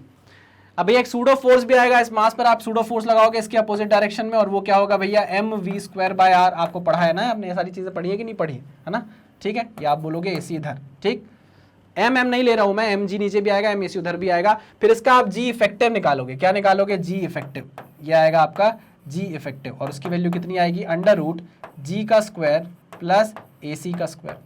और AC क्या है, centripetal acceleration is nothing but v²/r। r क्या है, radius of the circular track, radius of the circular track. बस खत्म बात। आपके पास time period of oscillation of simple pendulum है T2π√L/g। g इफेक्टिव कितना है, √g² प्लस AC²। AC² की जगह आप v²/r लिख सकते हो, तो ये कितना हो जाएगा, v की पावर 4/r²। ये है एक्सप्रेशन, करा चुका हूं आपको मैं, ठीक है। This is the time period of oscillation of the pendulum. Pendulum क्या करेगा, एक किसी मीन पोजीशन पर आएगा, इधर अपनी, पूरा ही मिट गया ये तो, एक किसी मीन पोजीशन पर आएगा, अपनी यहाँ पर आ जाएगा, है ना, और इसके अबाउट क्या करने लगेगा, ऑसिलेट करने लगेगा, ठीक है, पक्का 100%। हाँ सर, चलो वेरी गुड, आगे बढ़ते हैं, क्लियर करता हूँ मैं इसको। नेक्स्ट क्वेश्चन, ओहो बहुत ही बढ़िया question, a cylindrical piece of cork. ये क्वेश्चन भी ड्राइव कर चुका हूँ, पूरा लेक्चर है इस पे, पूरा लेक्चर है ना, SHM of a floating body का मैंने पूरा लेक्चर बनाया है, उसी पर देखो पूरा क्वेश्चन आया है, बस इसमें थोड़ा सा खेल कर दिया है, वो खेल क्या कराया जरा समझना, ठीक, आओ समझाता हूँ मैं आपको।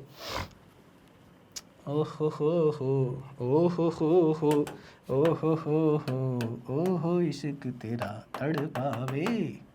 हाँ, पानी है, पानी तो पानी है और पानी की आंखें नहीं होती। चलो आओ, यह है हमारा सिलेंडर भैया, और ये सिलेंडर क्या है, अंदर पानी के थोड़ा सा डूबा हुआ है, डूबा डूबा रहता हूँ आंखों में तेरी।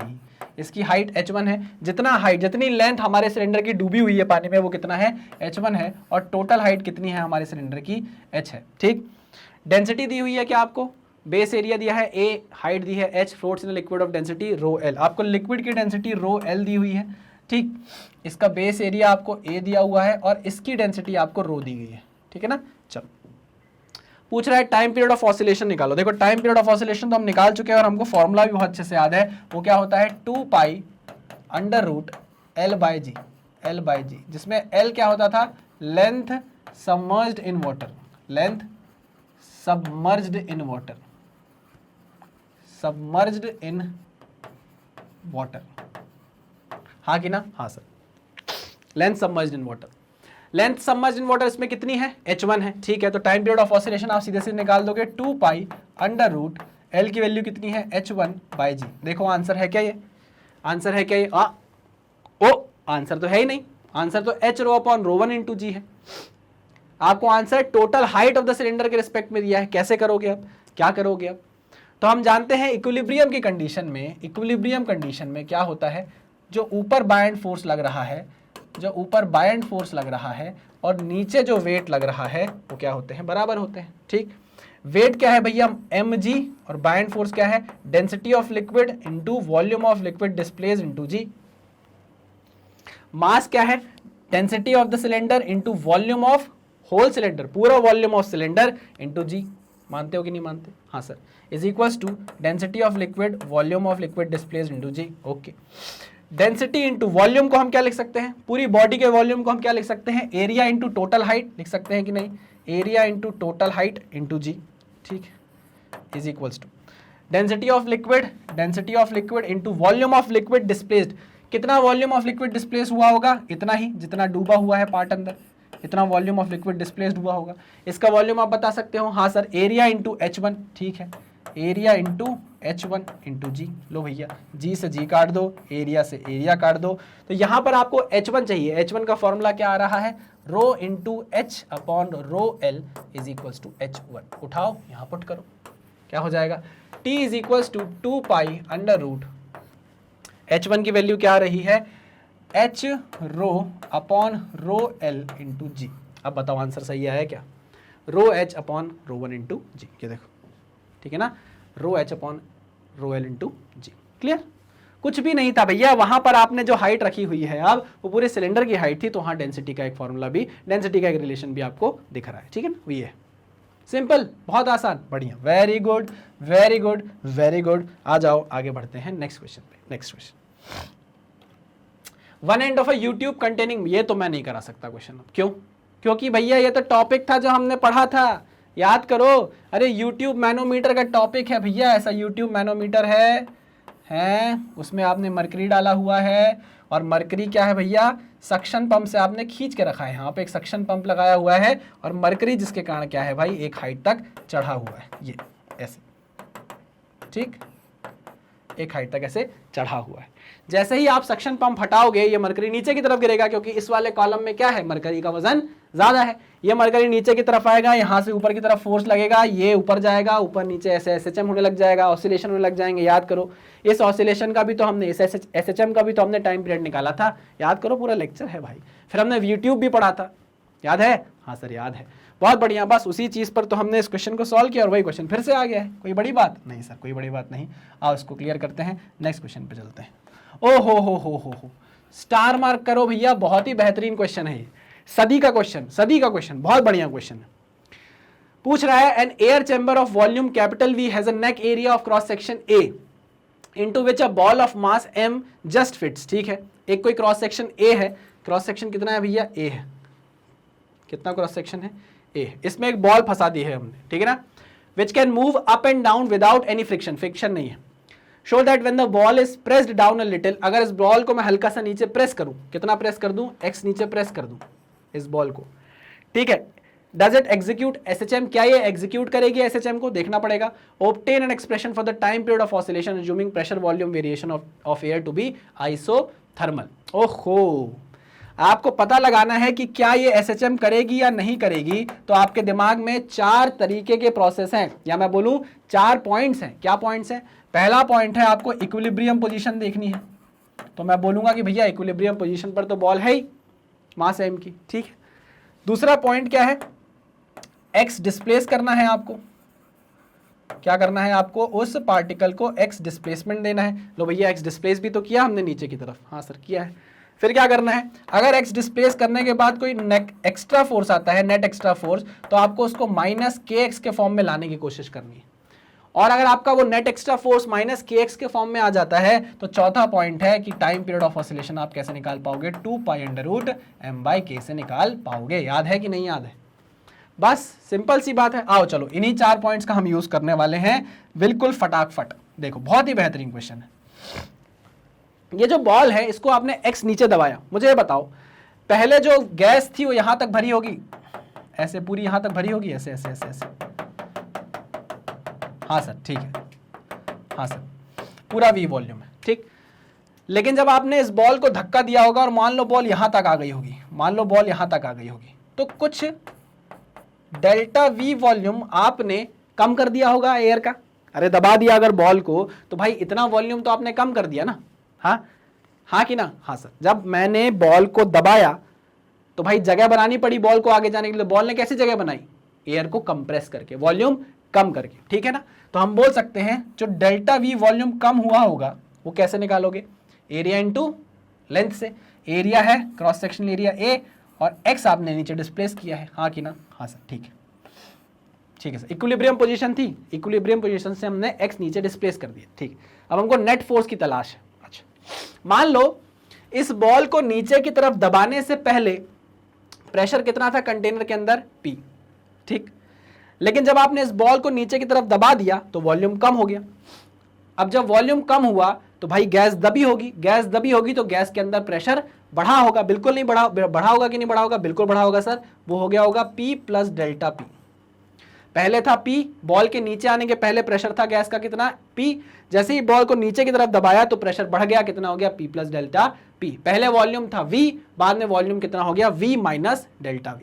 बाद में वॉल्यूम कितना हो जाएगा? V minus delta V। कोई दिक्कत, कोई परेशानी नहीं सर। चलो, हमको यहाँ रिलेशन दिया गया है, हमको यहाँ रिलेशन दिया गया है आइसोथर्मल मानने को, ठीक है ना? ओके, मैं कहानी समझा रहा हूँ पहले पूरी। कंटेनर था, कंटेनर में बॉल थी, बॉल को आपने एक्स डिस्प्लेस किया, दबाया तो बॉल नीचे गई तो बॉल ने अपने लिए जगह बनाई। जगह कैसे बनाई? जो एयर थी उसको कंप्रेस किया, उसका वॉल्यूम कम किया। कितना वॉल्यूम कम किया? Delta we. मैंने बोला डेल्टा वी की वैल्यू बता सकते हो? आपने बोला एरिया इंटू एक्स। मैंने कहा बिल्कुल सही। जब आपने एयर को दबाया तो एयर के अंदर का प्रेशर बढ़ा, कितना बढ़ा?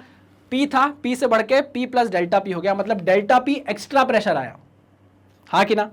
आपको नहीं लगता कि ये डेल्टा P एक्स्ट्रा प्रेशर ही एक्स्ट्रा फोर्स बनाएगा? Net extra force, net extra force जो इस पर कोशिश करेगी कि ये वापस अपनी मेन पोजीशन पर चली जाए, वापस अपनी इनिशियल पोजीशन पर चली जाए, हाँ कि ना? कहानी समझना, कहानी समझना। जब अंदर एयर का प्रेशर बढ़ा होगा तो ये जो डेल्टा P एक्स्ट्रा प्रेशर बढ़ा है यही नेट एक्स्ट्रा फोर्स बनेगा जो इस बॉल पर लगेगा और इस बॉल को धक्का देके वापस कहां ले जाने की कोशिश करेगा? अपनी इनिशियल पोजीशन पर, मेन पोजीशन पर। मतलब डिस्प्लेसमेंट के अपोजिट क्या लगने वाला है? एक नेट एक्स्ट्रा फोर्स लगने वाला है। समझ में आई मेरी बात कि नहीं समझ में आई? हाँ सर। कहानी समझ रहे हो? ठीक, तो मतलब माइनस साइन भी आने वाला है और हमको कोशिश क्या करनी है? हमको कोशिश करनी है कि एफ नेट कैसा आ जाए? माइनस के एक्स के फॉर्म में आ जाए, ठीक है सर। ओके, तो जो वॉल्यूम कम हुई है वो AX है और जो एक्सेस प्रेशर है वो भी लिख देता हूं मैं यहां पर। जो एक्सेस प्रेशर है वो कितना है? Delta P। कोई शक, कोई दिक्कत नहीं सर। चलिए आगे बढ़ते हैं।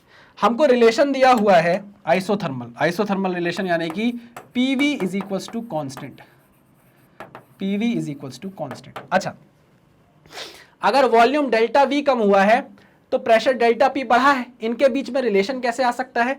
इसी की मदद से कैसे आ सकता है? देखो, इसको डिफरेंशिएट करते हैं। P delta V plus V delta P is equals to 0, हाँ कि ना? हाँ सर। तो हम बोल सकते हैं P delta V is equals to minus V delta P। देखो रिलेशन आने लग गया डेल्टा V और डेल्टा P के बीच में। हाँ सर, डेल्टा V को आप क्या लिख सकते हो? A into x, P into A into x is equal to minus V delta P। आ रहा है कि नहीं आ रहा है? हाँ सर, आ रहा है। तो डेल्टा P की वैल्यू आप निकाल सकते हैं यहाँ से। Delta P is nothing but P by V minus P by V into A into x. देखो एक्स आने लग गया, एक्स आने लग गया है ना? आगे कांस्टेंट भी बनने लग गया, लेकिन अभी ये क्या है? अभी ये एक्सेस प्रेशर है, हमको इसको फोर्स बनाना है। तो हम जानते हैं F is equal to pressure into area होता है।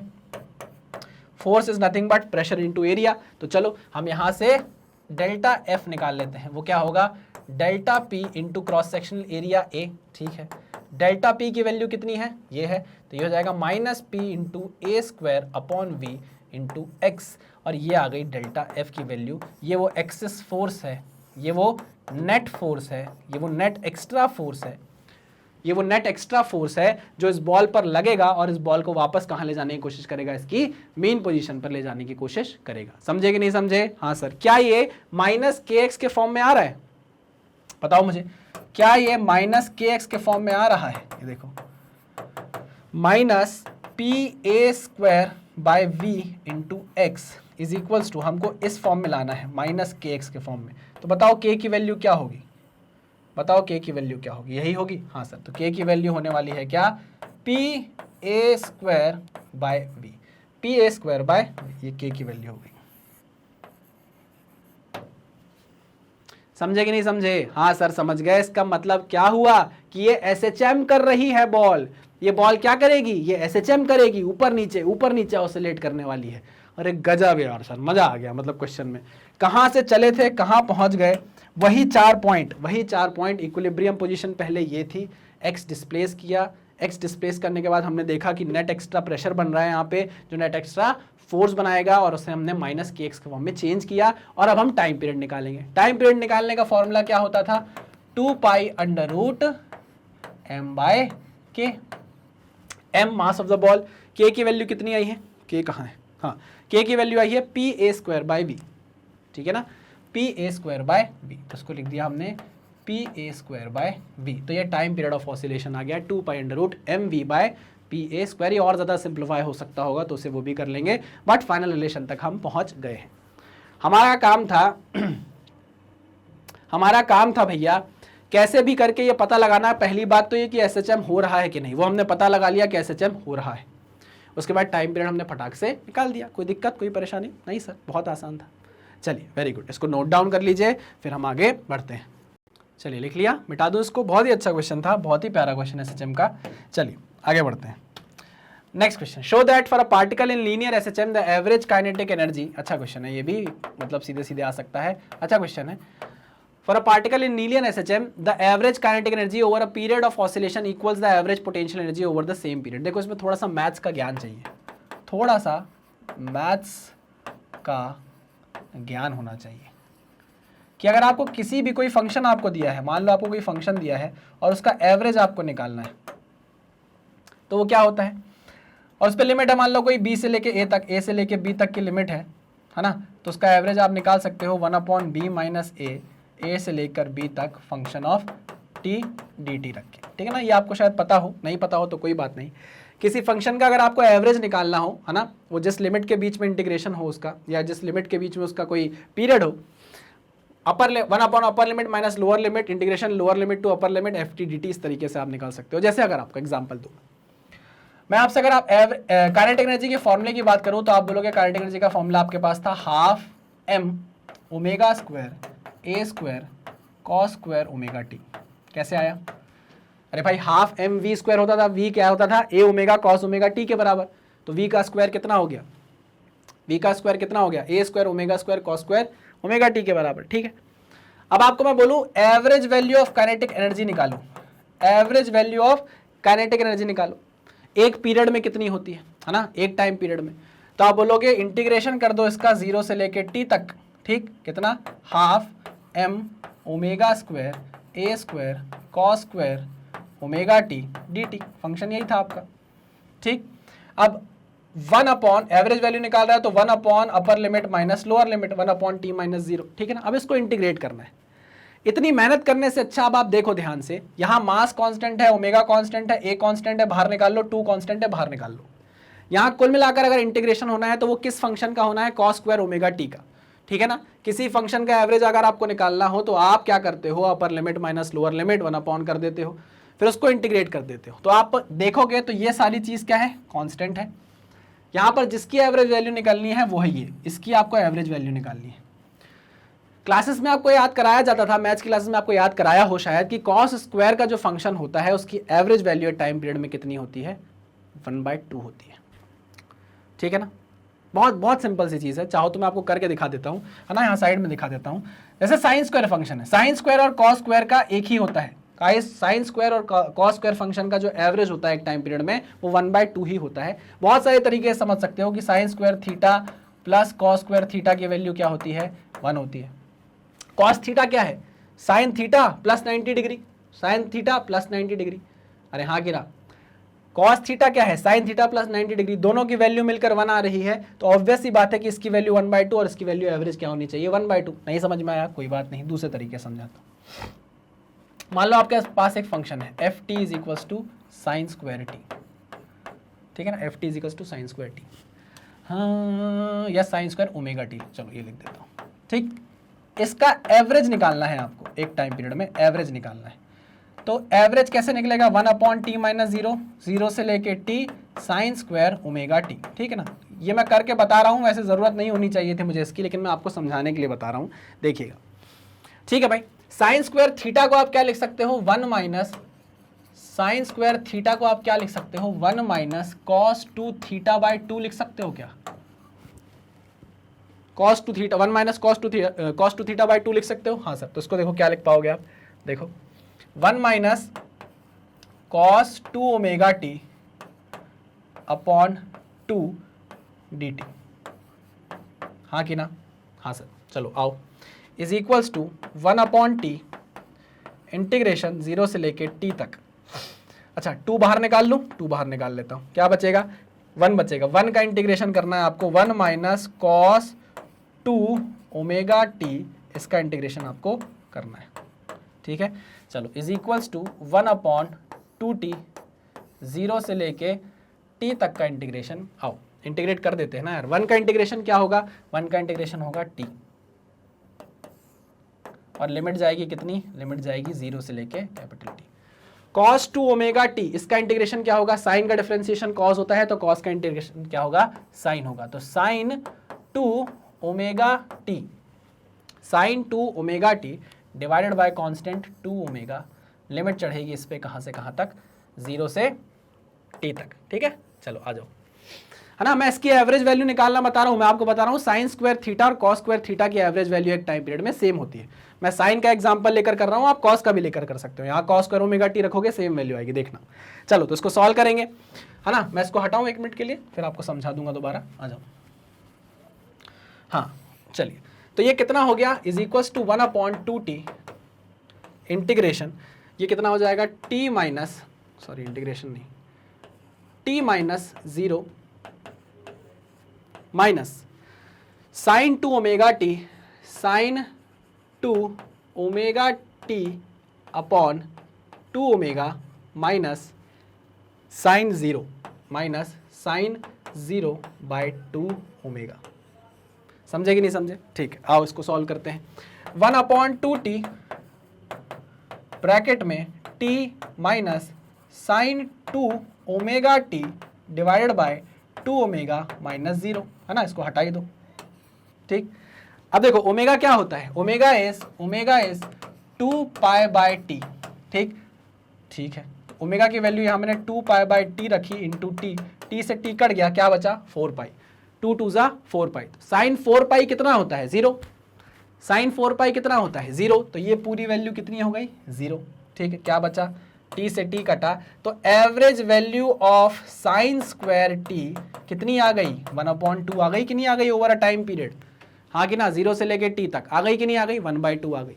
सेम किसके लिए होता है, सेम होता है कॉस स्क्वायर टी के लिए भी, कॉस स्क्वायर टी की भी एवरेज वैल्यू क्या होती है 1/2, ठीक। ये है भैया मैथ्स, ये है मैथ्स का ज्ञान। अब मैं इसके बाद आपको क्वेश्चन पर लेकर चलता हूँ, ठीक है ना। चलो चलो भाई, average value of sine square theta and average value of cos square theta is nothing but 1/2, यहाँ साइड में लिख देता हूँ ताकि आपको समझ में आ जाए। Average value of sine square t is equals to average value of cos square t is nothing but 1/2, ठीक है। आ जाओ क्वेश्चन देखते हैं। काइनेटिक एनर्जी का फॉर्मूला आपके पास क्या था, काइनेटिक एनर्जी का फॉर्मूला था half m omega square a square cos square omega T, यही था। हाँ सर, मैंने बोला average value of kinetic energy बताओ टाइम पीरियड पे कितनी होती है, तो आपने बोला इंटीग्रेशन, आपने बोला 1 अपॉन t माइनस 0 इंटीग्रेशन 0 से t तक half of m omega square a square cos square omega T D T. लेकिन ये सारी चीज़ें तो कांस्टेंट है, m omega square a square, है ना, m omega square a square, तो आपने बोला भैया ये हो गया 2t m omega square a square, ठीक। इंटीग्रेशन किसका बचा, cos square omega T dt का, dt का, समझे। ये वही बात तो नहीं हो गई है, देखो 0 से t cos square omega T D T upon T, ये क्या है, एवरेज वैल्यू ही तो निकाल रहे हो, आपको पता है इसकी एवरेज वैल्यू क्या होनी है 1/2, ठीक है। तो आपको समझ में आया कि काइनेटिक एनर्जी की एवरेज वैल्यू होगी कितनी, 1/4 m omega square a square, t से t कट जाएगा, ठीक है, t से t कट जाएगा, क्लियर है। तो average value of kinetic energy over a time period is 1/4 m omega square a square, और यही होती है किसके बराबर, average value of potential energy के बराबर। ठीक, क्लियर। पोटेंशियल एनर्जी के फॉर्मूले में यहाँ क्या आ जाएगा, साइन स्क्वायर ओमेगा टी आ जाएगा, साइन स्क्वायर ओमेगा टी। ठीक है ना, टेंशन नहीं लेने का, आंसर क्या है, दोनों का बराबर है। ठीक है ना, यही प्रूफ करने को बोल रहा था, हमने प्रूफ कर दिया। Simple, clear. चलो आगे बढ़ते हैं, आगे बढ़ते हैं। जिसको नहीं समझ में आया, जिसको नहीं समझ में आया वो इंटीग्रेट करे, 0 से लेके t तक इंटीग्रेट करे। Cos square omega T dt को आप क्या लिखोगे, cos square theta is nothing but 1 plus cos 2 theta by 2। ठीक, इसको आप क्या लिखोगे, 1 plus cos 2 omega t upon 2। बस उसको इंटीग्रेट करते हैं ना, आंसर तब भी वही आने वाला है। ठीक है ना, टेंशन नहीं लेना। चलिए, मैंने आपको सिंपल ये बात बता दी कि sine square theta cos square theta की average value over a time period कितनी होती है, 1/2। तो सीधे सीधे आंसर क्या आ गया, ये आ गया 1/4 m omega square a square. Clear है, चलिए आगे बढ़ते हैं, क्लियर इसको करते हैं। चलो भाई, next question. A circular disc of mass, torsional pendulum का क्वेश्चन है। A circular disc of mass 10 kg is suspended by a wire attached to its center. The wire is twisted by rotating the disc and released. एक ऐसा disc है आपके पास, इसको आपने wire से लटकाया है, उसको ट्विस्ट किया, हल्का सा ट्विस्ट किया और छोड़ दिया, तो टॉर्जनल क्या होने लगे, ऐसा टॉर्जनल पेंडुलम बन गया, वो ट्विस्टिंग हो गई उसकी। ठीक है ना, okay. The period of torsional oscillation is found to be 1.5 second. The radius of the disc is 15 centimetre. Determine the torsional spring constant of the wire. अच्छा, torsional spring constant is alpha. ठीक है, तो जैसे आपने वो पढ़ा था ना, F is equals to minus kx, वैसे ही यहां पर क्या है, J is equals to minus alpha theta. आपको अल्फा की वैल्यू पता करना है, अल्फा की वैल्यू पता करना है। टाइम पीरियड आपको दिया हुआ है, तो भाई टाइम पीरियड का फॉर्मूला आपके पास था ना, क्या था, 2π√m/k, जब आप लीनियर SHM की बात कर रहे थे। जब एंगुलर SHM आ गया था तो वो क्या था, 2π√i/k। याद है, हाँ सर याद है। यहाँ पर कांस्टेंट की वैल्यू क्या है, अल्फा है, तो आई बाय क्या कर देता हूँ, के की जगह अल्फा कर देता हूँ, ये लो कर दिया अल्फा। सॉल्व करें, टाइम पीरियड आपको दिया है 1.5 second, is equals to 2π√i चाहिए आपका डिस्क का, अपॉन अल्फा की वैल्यू आपको फाइंड आउट करनी है। ठीक, सर्कुलर डिस्क है, मास 10 kg की, आई निकालते हैं। चलो, I is equals to mr²/2। Disc है ना, ऐसी लटकी हुई है डिस्क, देखो ये डिस्क है, ये ऐसी डिस्क है, ये लटकी हुई है। ठीक है ना, और आपने क्या किया, इसको ऐसे हल्का सा से मोड़ दिया है, तो ऐसे क्या कर रही है, ये ऑसिलेट कर रही है। ठीक है, ओके। तो आपको इस एक्सेस ऑफ रोटेशन के अबाउट क्या निकालना है, मोमेंट ऑफ इनर्शिया निकालना है। वो यही होगा क्या, बिल्कुल होगा। मास की वैल्यू कितनी है, मास की वैल्यू कितनी है, 10 kg। रेडियस कितना दिया हुआ है, रेडियस है 15 सेंटीमीटर, रेडियस 15 सेंटीमीटर, तो 0.15 स्क्वायर डिवाइडेड बाय 2। बस आई की वैल्यू निकाल ली, यहाँ पुट करो, 2π ये है, 1.5 सेकेंड ये है, अल्फा की वैल्यू निकाल लो। कोई बड़ी बात है क्या, कुछ बड़ी बात नहीं है, यहाँ से अल्फा की वैल्यू आपके पास आ जाएगी। क्लियर है, पक्का। अरे बहुत आसान क्वेश्चन है भाई, कुछ भी नहीं है इसमें तो। ठीक है, पक्का मुंह तो नहीं बनाओगे। चलो भाई आगे चलते हैं, आगे चलते हैं, आगे चलते हैं। Next question, next question. A body describes simple harmonic motion with an amplitude of 5 cm and a period of 0.2 second. Okay, okay, क्या क्या given है? With an amplitude of 5 cm, amplitude आपको 5 cm दिया है किसी SHM का, और उसका time period दिया हुआ है 0.2 second. 0.2 second. Find the acceleration and velocity of the body when the displacement is this, this and this. X की वैल्यू जब ये हो, ये हो, ये हो, तो आपको acceleration और velocity find out करनी है। ओ माय गॉड, कितना आसान क्वेश्चन है। वेलोसिटी का फॉर्मूला क्या होता है, ओमेगा √a² माइनस x²। होता है कि नहीं होता, अरे होता है कि नहीं होता है। ठीक है, इसमें आपको ओमेगा की वैल्यू पता है क्या, नहीं, वो है 2π/t। निकाल लो, 2π/t की वैल्यू कितनी है, 0.2 सेकेंड, 0.2 सेकेंड। ठीक, 0.2 सेकेंड, 2π/0.2, 2π/0.2 कितनी आ गई, 31.41 रेडियन पर सेकेंड। ठीक है, कोई दिक्कत, कोई परेशानी नहीं सर, कोई परेशानी नहीं है। ठीक है, तो ओमेगा की वैल्यू हमेशा लगेगी यहाँ पर, एम्पलीट्यूड की वैल्यू हमेशा 5 सेंटीमीटर डालोगे, है ना, अगर सेंटीमीटर में रखना चाहते हो तो। अगर एम्पलीट्यूड पहले 5 सेंटीमीटर है, एक्स की वैल्यू पहले क्या है, 5 सेंटीमीटर है, तो चलो पहले वेलोसिटी निकालते हैं। ओमेगा की वैल्यू 31.41 अंडर रूट, ए की वैल्यू 5 सेंटीमीटर का स्क्वायर माइनस एक्स की वैल्यू कितनी है 5 सेंटीमीटर, कितना आ गया 5 स्क्वायर यानी कि 0। मतलब एक्सट्रीम पोजीशन पर वेलोसिटी कितनी होती है 0 होती है। ये लो भैया 0 आ गई। अब यहीं पर अगर एक्सेलरेशन निकालने को बोलूं तो आप उसका फॉर्मूला क्या होता है भाई, minus omega square into x, यही होता है। ओमेगा की वैल्यू आपको पता है माइनस 31.41 का स्क्वायर इंटू एक्स कितना है 5 सेंटीमीटर, यहाँ रखो 5 सेंटीमीटर, आंसर आ जाएगा आपका 31.41 का स्क्वायर इंटू 5 कितनी आ गई वैल्यू 4932 माइनस 4932.9 सेंटीमीटर पर सेकेंड स्क्वायर। देखो इसको आप मीटर में भी रख सकते थे, 5 को आप 0.05 रख देते तो आंसर 49.32 आ जाता मीटर पर सेकेंड स्क्वायर। कोई बड़ी बात नहीं थी, कोई दिक्कत वाली बात नहीं थी।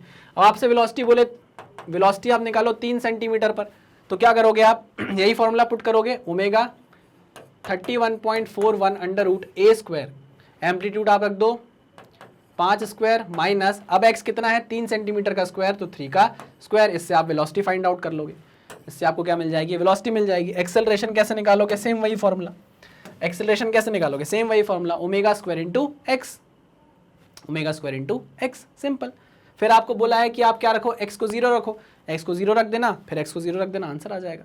कोई बड़ी बात थोड़ी ना, एक ही क्वेश्चन को 3 अलग अलग तरीके से पूछा गया है। चलिए वेरी गुड, आगे बढ़ते हैं नेक्स्ट क्वेश्चन पर। नेक्स्ट क्वेश्चन क्या है भाई, a mass attached to a spring is free to oscillate with angular velocity omega in a horizontal plane without friction or damping. It is pulled to a distance x naught and pushed towards the center with a velocity v naught at a time t is equals to 0. Determine the amplitude of the resulting oscillation in terms of parameters omega x naught v naught. अच्छा, जो amplitude है वो आपको किस term में चाहिए भाई, वो आपको चाहिए x नॉट v नॉट और ओमेगा के टर्म्स में, ठीक है। तो हम जानते हैं v naught is nothing but omega under root a square minus x not square, ठीक है ना। हमने यहाँ v को v नॉट से रिप्लेस किया, x को x नॉट से रिप्लेस किया, क्योंकि उसको उसी टर्म में आंसर चाहिए। तो एम्पलीट्यूड आप कैसे लिख सकते हो, v नॉट बाय ओमेगा का whole square is equals to a square minus x not square. कैसा घटिया सा क्वेश्चन था, है ना। तो इसका मतलब ये हुआ कि A not A square is equals to, A को आप क्या लिख सकते हो, A square is equals to X not square plus V not square by omega square, लिख सकते हो कि नहीं। हाँ, यहाँ से स्क्वायर हटाओ, इधर क्या लगा दो, रूट लगा दो। तो एम्पलीट्यूड को आपने एक्स नॉट वी नॉट और ओमेगा के टर्म से रिप्रेजेंट कर दिया कि नहीं कर दिया, अरे कर दिया कि नहीं कर दिया, यही तो वो पूछ रहा था आपसे कि एम्पलीट्यूड को क्या करो, एक्स नॉट वी नॉट और ओमेगा के टर्म में रिप्रेजेंट कर दो, कर दिया। क्या था इसमें ऐसा जो आपको नहीं बनता, कुछ भी तो नहीं था भाई, बहुत सिंपल सच्चा क्वेश्चन था। कोई बात नहीं, चलो खत्म करते हैं इस क्वेश्चन को, है ना। कुछ था ही नहीं इस क्वेश्चन में, खत्म क्या करें, तो शुरू होते ही खत्म हो गया।